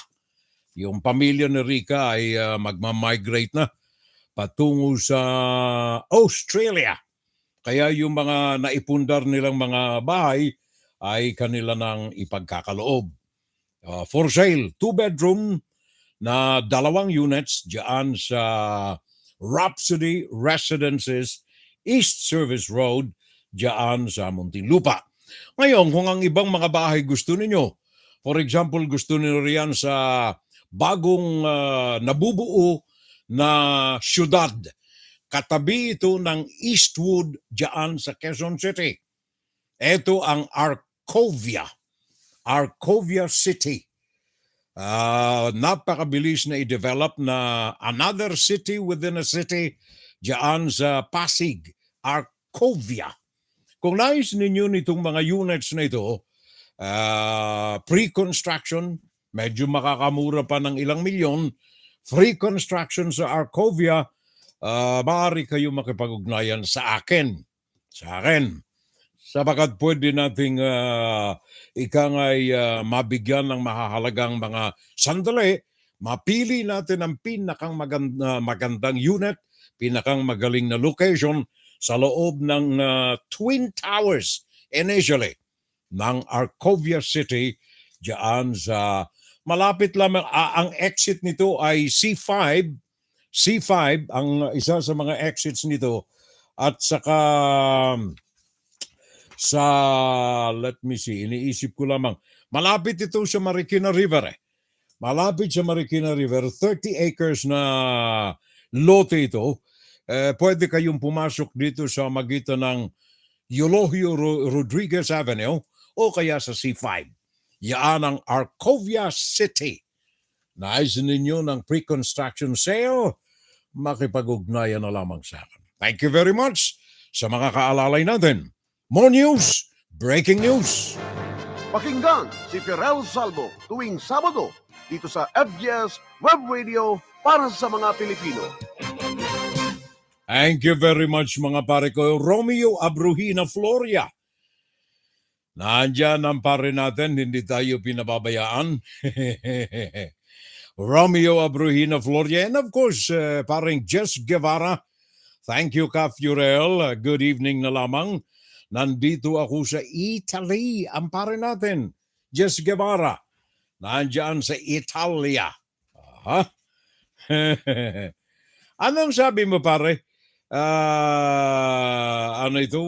Nakaantabay po akong palagi every Saturday sa inyong FSL. Thank you. Maraming salamat. Thank you, pare kong Jess Guevara. Now, dumako tayo sa mga nagaganap ngayon sa daigdig para lalo nating maunawaan ang takbo ng mga pangyayari sa iba't ibang panig. Makagawa tayo ng hakbang sapagat tayo mga Pilipino, 11 million of us ay nasa labas ng Pilipinas. Ngayon, kayo mga naandyan sa Europa, ang Sweden at ang Finland, tama ba? Tama. Sweden and Finland ay pinalalakas sa kanilang mga defenses. Gawa ng sila'y nangangamba na baka yung nangyari dyan sa Ukraine ay mangyari rin sa kanila. Sa Ukraine naman, ang mga puwersa nito ay agresibo na kumubkub na ngayon doon sa Kherson. In fact, kagabi, na huling nakuha natin ang balita, 45 mga settlement areas doon sa Kherson. At pati na ang lungsod mismo ng Kherson ay nandoon na ang mga sundalo ng Ukraine. Pakinggan natin itong report na ito sapagkat ito po'y makapagpapalawak ng ating kaalaman kung ano na ang mga nagaganap sa pagitan ng Russia at ng Ukraine sa pagsalakay, pagkubkub, pananakop ng Russia sa bansa ng Ukraine. Let's hear this. Moving closer to the city of Kherson, the Ukrainian flag is flying again in dozens of small towns around the regional capital. In Snehorivka, about 50 kilometers north of Kherson, people gather to thank soldiers as they enter the city. But not everyone here shares their sense of euphoria. It's still very, very scary. When you drive through the region, you see how many villages have been bombed. There's so much destruction. Our school is destroyed. Not a single window is left. All the buildings are shattered. For the first time since Moscow launched its invasion in February, guns have fallen silent in this village close to the front line. This man, who has been living on humanitarian aid for months, has only just heard of the liberation of neighboring Snihorivka. There's no food, nothing there. People who are there right now told me they have no food, nothing. We have to bring them food. Those who have survived the shelling are wondering how they will make it through the winter. We've had no water supply since the end of February. They are bringing us drinking water to a school. We can bring water from a nearby well with our tractor, but it's not really drinkable. Here, the two sides keep volleying rockets at each other. Yesterday, I was removing leaves, and right behind this building, it was terrible. The battle went on with machine guns. For weeks, Ukrainian forces have been advancing on Kherson. Its loss would leave Russia with few territorial gains since the beginning of the war. Thank you very much. Yan ang latest report galing sa front line dyan sa Kherson na kung saan ang mga sundalo ng Ukraine ay maligaya na sinalubong ng mga mamamayan doon na nagtago. Sa nakalipas na ilang buwan na from February hanggang sa mga sandaling ito, natuwa ang mga mamamayan doon sapagkat sa unang pagkakataon ay nakita nila ang kanilang mga sundalo. However, sa kabila ng kaligayahan na ito, ang kalungkutan naman ay nasa mukha ng mga sundalo. Nakita nila ang mga nawasak na mga gusali, ang mga magagandang century-old na mga gusali, wala na. Ang mga mamamayan ay nakahambalang na lamang sa kanilang mga basements sa pagtago sa mga karumal-dumal na mga activities na ginagawa ng mga sundalong Ruso sa panahon ng pananakop nito. Nawang isa pa sa mga pinangangambahan ng mga sundalo ng Ukraine sa kanilang pagtugi sa mga sundalo ng Russia. Habang ito ay umaalis, inaabandono ang mga dati nilang mga nasakop na mga lugar. Sa mga lugar na kabahagi ng Kherson ay ang pag-iwan ng mga landmines at iba pang mga destructive equipment na maaaring iniamba ng mga Russian soldiers sa kanilang retreat.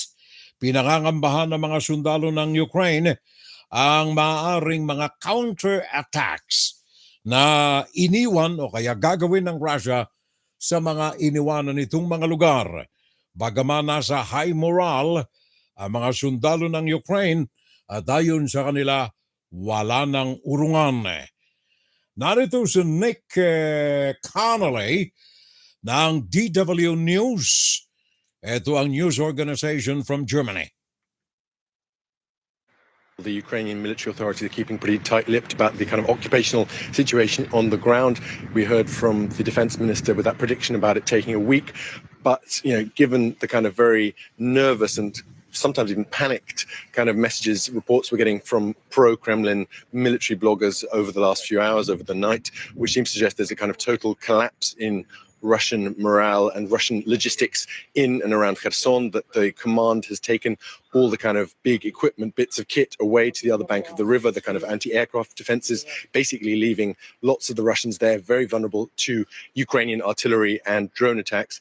This could end up going faster. Obviously, we'll remember that the Ukrainians have been very nervous in recent days that this might have been a trap, some kind of provocation to lure the Ukrainians in and then see them face pretty stiff resistance from kind of some of the better trained Russian units. That doesn't seem to be the case right now. It doesn't seem like the Russians were able to plan this well. So for all of kind of the Russian command's announcement that this was a planned and coordinated withdrawal, it seems like this is actually turning into a bit of a rout.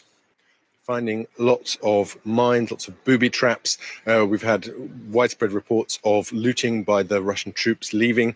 And if the reports going out of Kherson are to believe, there's also been methodical and kind of planned attempts to destroy the civilian infrastructure in Kherson, to basically leave Ukraine with a destroyed city. So we've heard about mobile phone infrastructure, even things like the kind of sewerage system and the power system being destroyed. So for the people who are left in Kherson, it's important to remember that there are comparatively few people still left there, because lots have left over the recent months, and most recently in the last few weeks they've been kind of put under pressure by the Russians to move into Russian-controlled territory on the other bank of the river. This is going to be a very, very difficult place for civilians to survive the winter. Thank you very much, tama ka riyan. In fact, isa pang nasa frontline na kapatid natin sa hanap buhay, isang media man na nandoon sa harapan mismo ng panganib sa Kherson. Yaan ay walang iba ang ating kinatawa ng Sky News Australia. Nandoon siya sa Kherson, Ukraine, at kanyang tinignan ang pagtataas ng bandila ng mga sundalo ng Ukraine sa inabandonong lugar, ang number one target dati ng Russia sa loob ng Ukraine. Alex Rusi, go ahead. Yeah, significant developments and a humiliating loss, really, for Vladimir Putin and Russian forces. The situation that we understand in Kherson is pretty fluid at the moment. Certainly, it's been confirmed by the Ministry of Defense here that Ukrainian forces are now moving in. We've seen those images, euphoria, celebrations in a central area of Kherson City, and it's taken really 8 months, and this is the third humbling defeat, really, for Vladimir Putin in this war, this botched invasion of Ukraine, as the Russian forces run away, desert their posts, retreat, however you want to call it. I was in villages earlier this morning. I was speaking to people who'd literally been living in hiding, really, for the last 8 months or so. They were coming out, they greeted us, they were tearful in many cases, but they were also extraordinarily happy that they had now seen Ukrainian soldiers and they had been liberated. Another interesting thing that we saw as well, we were taken by Ukrainian soldiers who showed us huge amounts of ammunition that have been left by the Russians. The suggestion, of course, is that they left very much in a hurry. Now, the reports that we are getting from Kherson and the area around the banks of the river suggest that there may still be Russian forces inside. Certainly, officials here are saying that they believe that there are Russian soldiers who've changed into civilian clothing, and they are worrying about now acts of sabotage. So the situation potentially extremely dangerous. The other thing that the Ukrainians are very suspicious of is the fact that it may be something of a trap as well. Remember that the coordinates for all of the big junctions, the buildings, many of the areas inside Kherson City where when the armor pushes in, Ukrainian forces may congregate, that has now been sort of lodged, really, with Russian artillery so that they can easily be hit. Thank you very much. Yan ang ating kaibigan si Alex Rusi ng Sky News Australia na nandoon sa frontline sa Kherson. Now, ano ito sabi ni parang June de Valencia? By the way, with Elon Musk as owner of Twitter, that Donald Trump will be able to post again on Twitter. Yeah, in fact, mayroon ng pinadalang invitation si Elon kay Donald Trump. Kaya lamang ang pahayag sa panig ni Mr. Trump, tinitingnan pa nila. Pero one thing sure, yung website mismo, official website ni Donald Trump is up and running. At hindi niya raw ito pakakawalan, sabi ni Mr. Donald Trump. Aba, si Ate Mirla pala nandoon sa Facebook I mean sa YouTube. Sabi na we are watching in Naga City. Good news, continue. Your information, news, and ano ito, news and very recent. Yan si Ate Mir, dyan sa Naga City. Ate Mirla Salvo, nadyan nakaagapay sa atin. And then Romeo Abrujina, Florida, I'm watching Furel. Sabi ni paring Jess Guevara, thank you, Furel. And good evening, dito ako sa Italy. Sabi ni paring Bonnie, pulis. Ano ito? Pulis ng panggulo. Pulis ng patola. Nakaantabay ako palagi every Saturday, Furel. Thank you. I hope and pray that Putin, due to his desperation, will not use a nuclear and or biological weapon. Asa na yun? Wala na. Again, Ukraine, if if this happens, please have mercy on us, God. Okay? June de Valencia, what is happening in Ukraine is really heartbreaking. Putin, do not do unto others what you do not want others do unto you. June de Valencia. Okay. Oh, by the way, kaugnay nitong gera riyan, bago kumakaligtaan, si President Joe Biden ay muling pinirmahan ng ayuda, $400 million.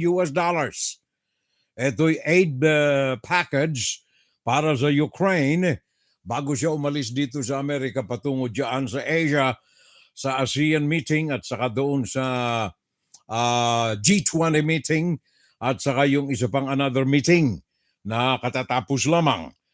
Ito ay bubuuhin ng mga missiles para sa Hawk Air Defense System as well as Avenger Air Defense System. Kasama na rito ang mga tulong na nagkakahalaga ng $400 million sa mga High Mobility Artillery Rocket Systems o HIMARS at iba pang mga weapon systems na ipadadala doon sa Ukraine.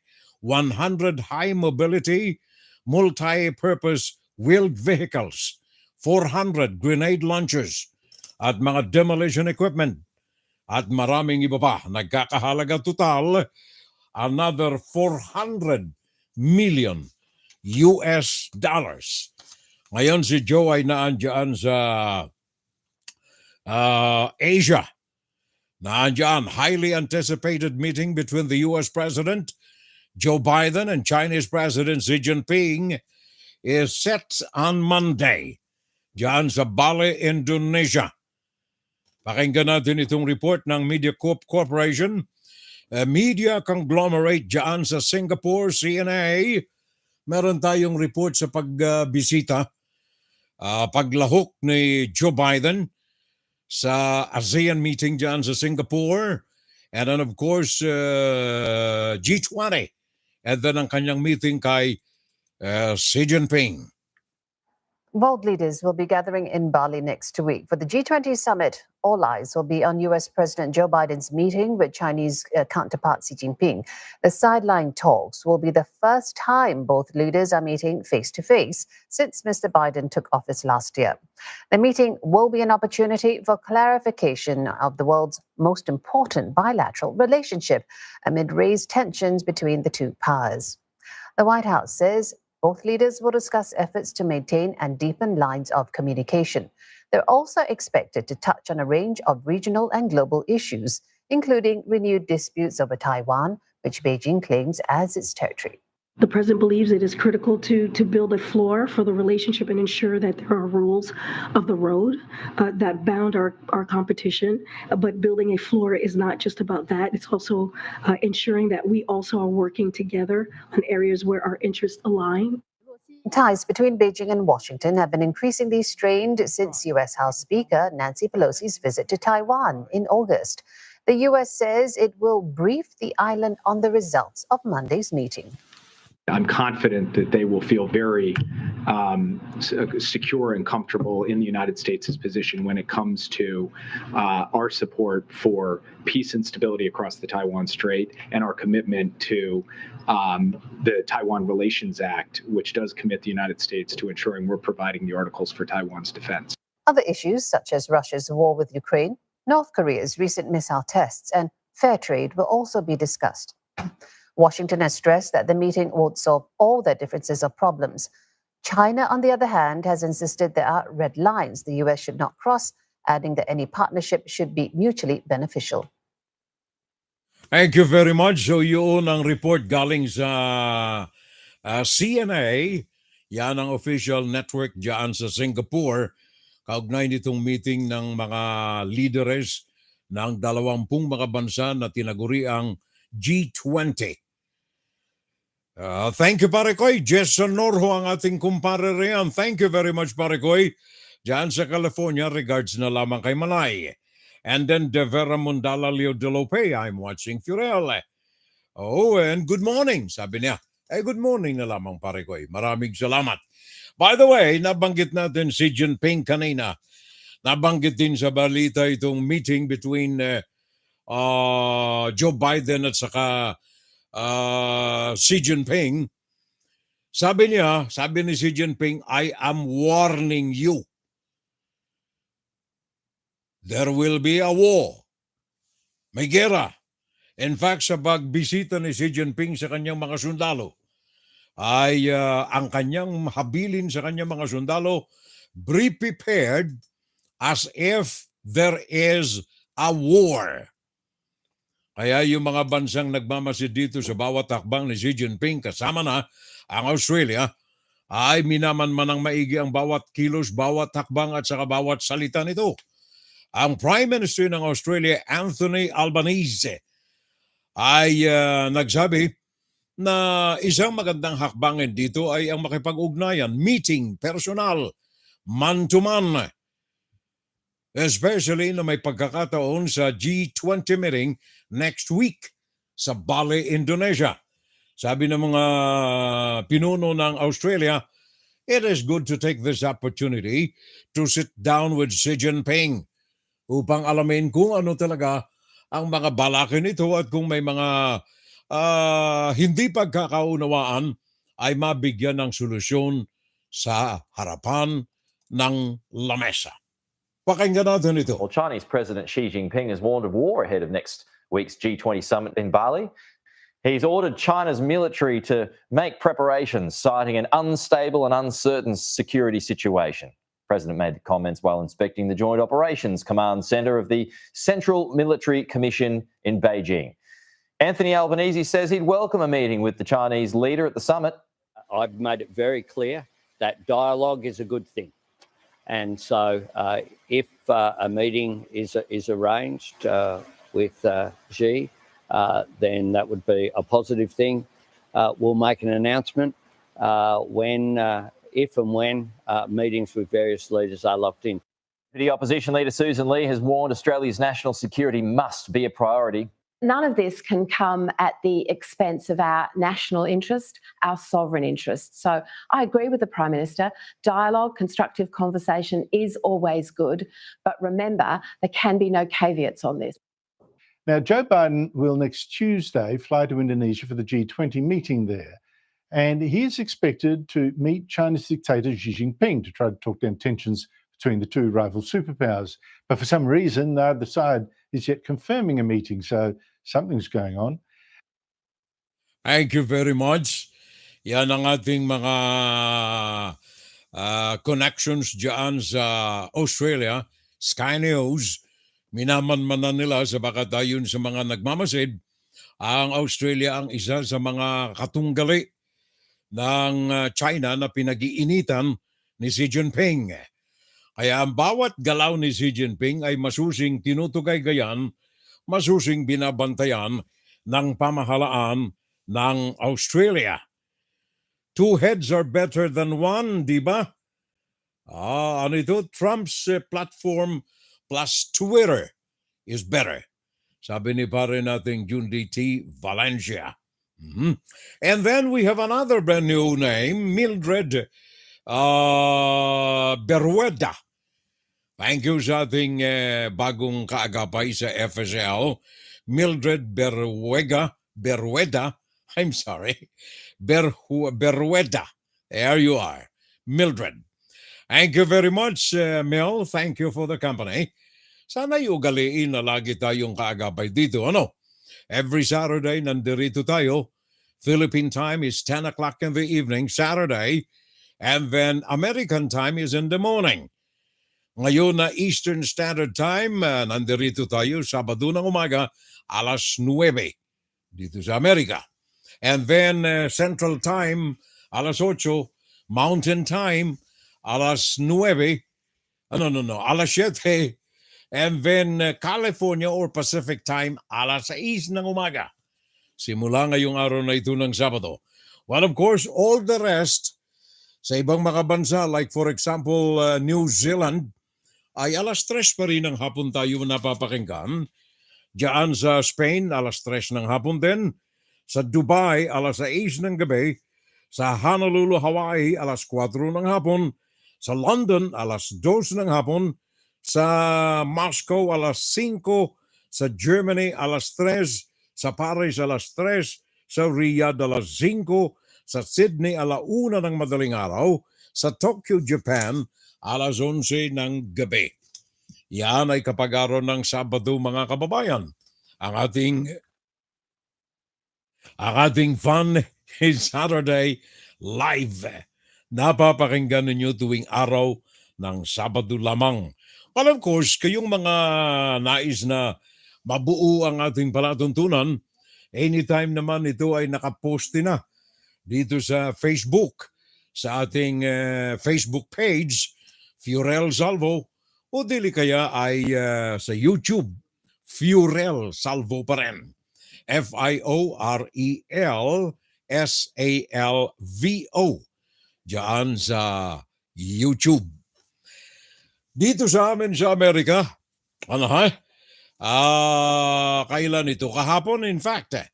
Kahapon ay nanalanta ang bagyong si Nicole. In fact, dito sa amin sa East Coast. Okay, boy. East Coast ay makulimlim ang aming kalangitan kahapon araw ng Friday. Ito'y gawa pa rin ng epekto ng kalikasan sa paghagupit ni Tropical Depression Nicole. Sa kasawing palad, bagamat ito ay tinagurian lamang ng Weather Bureau namin dito na Tropical Depression, ito ay kumitil ng buhay ng 5 at nag-iwan ng unprecedented damage sa Daytona area. Yan ay sa Florida. Pakinggan natin itong report ni Adrian Bankirk. Okay, ito'y galing dyan sa ABC, dyan sa Florida. Pakinggan natin itong report, malaman natin ang detalye sa pananalanta ng bagyong si Nicole dyan sa southern USA. The cleanup is underway after Hurricane Nicole pummeled Florida's eastern shore, killing at least 5 people. The first November hurricane to hit the U.S. in nearly 4 decades, knocking out power to thousands, wiping out buildings, and bringing a storm surge that flooded streets along the coast. Our Xavier Walton live in Daytona Beach shores with a look at the damage. Xavier. Adrian, Mitch, I want to show you guys something really fast. This here, home after home damaged. Now families are left trying to figure out what to do next. I went through Hurricane Andrew. You remember that one, 1992 at Homestead, Ground Zero? I feel like all those emotions are coming back. This is all that's left. Nicole turning beachfront properties into massive piles of rubble. We'll come back from it, but it's just hard to see it right now because it's just so fresh and it's surreal and just didn't expect this. For hours, waves battered beach communities, the strong winds still leaving thousands in the dark. Thursday, the Orange County Sheriff's Office confirming that 2 people died after officials say they were electrocuted by a downed power line. That was scary. So I was worried that it could breach over this road and stuff.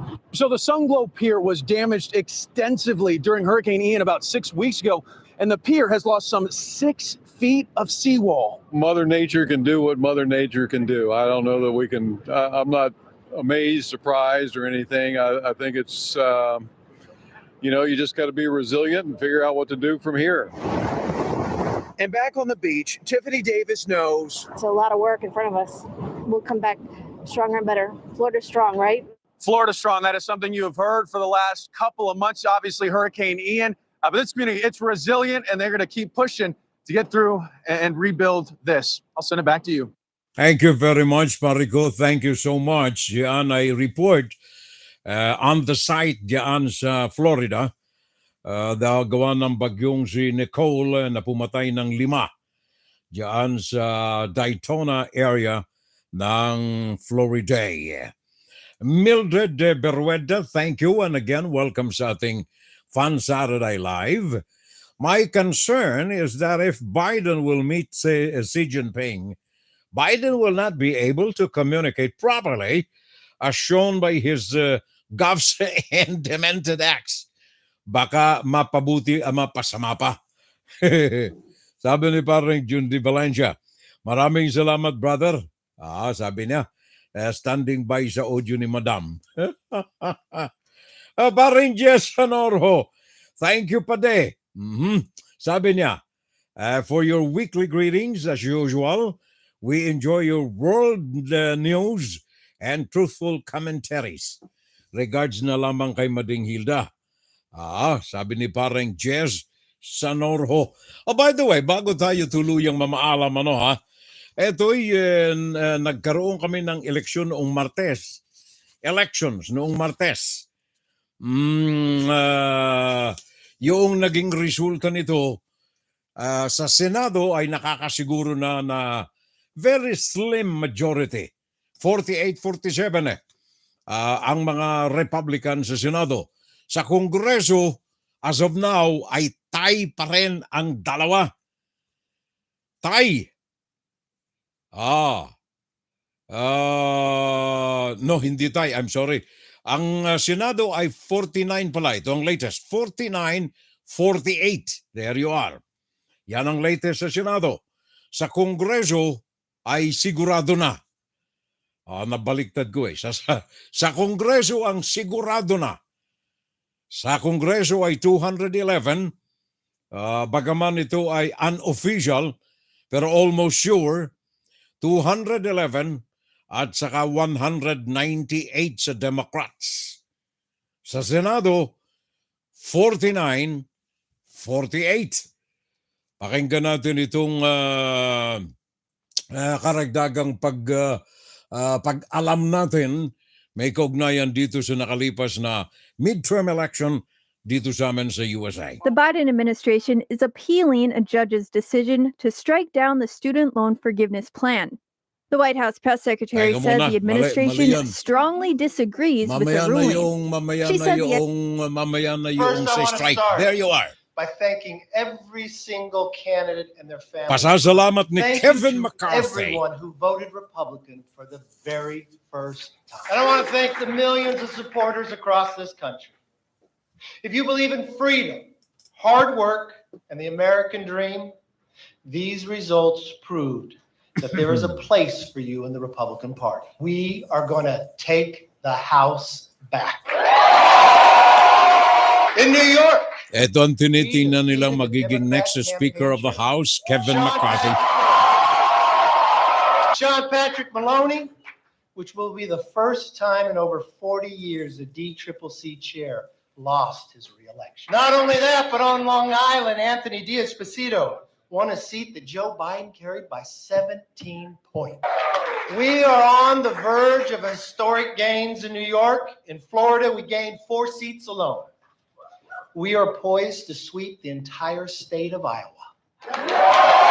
And I will tell you, from the southern border of Monica de la Cruz to Virginia Beach, of Jen Kiggins, to Detroit with John James, and to Houston with Wesley Hunt, we are expanding this party. We will be in the majority, and Nancy Pelosi will be in the minority. American people are ready for a majority that will offer a new direction, that will put America back on track. Republicans are ready to deliver it.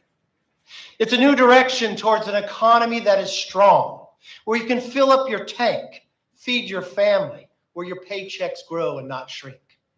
A new direction towards a nation that is safe, where communities are protected, law enforcement is respected, and criminals are prosecuted.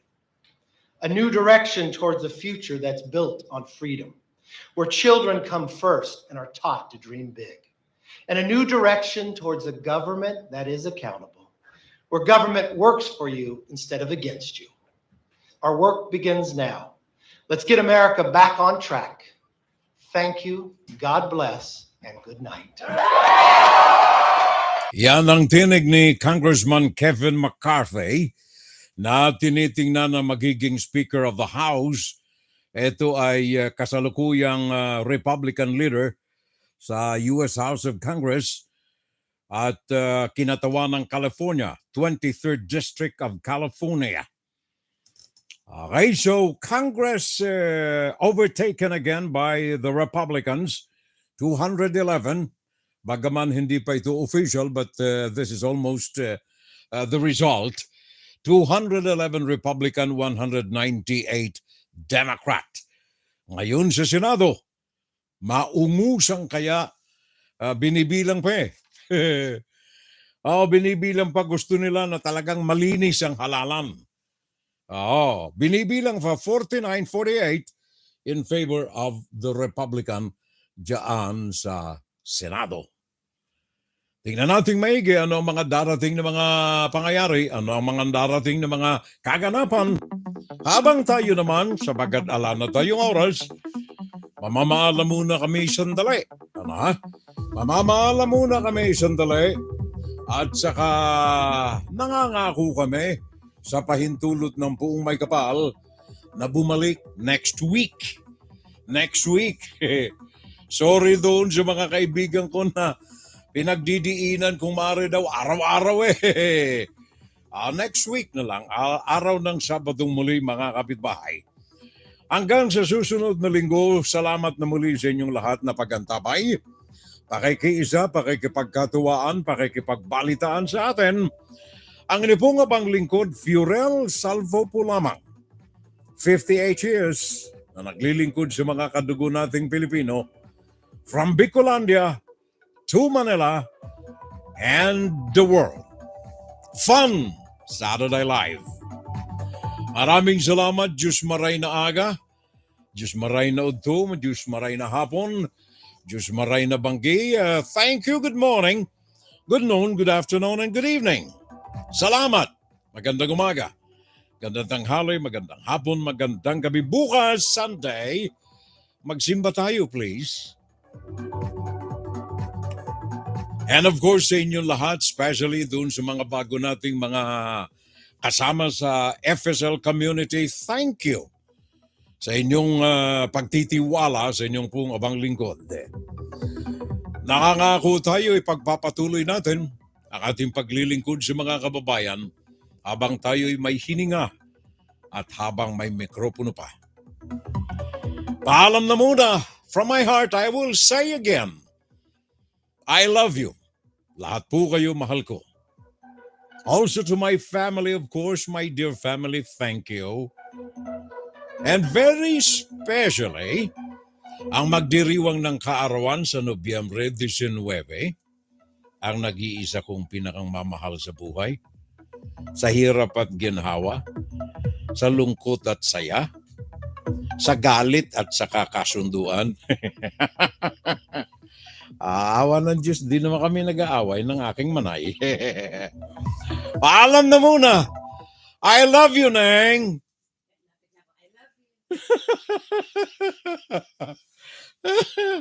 Rereklamo na naman si Jun din yan. Layo mo I love you, Neng. I love you. Okay. Bye-bye, everyone. Until next Saturday, 9 o'clock Eastern Standard Time, USA, 10 o'clock in the evening, Philippine Manila Time. WFGS Broadcasting worldwide, day and night time. WFGS streaming online, music on the fly, ready online.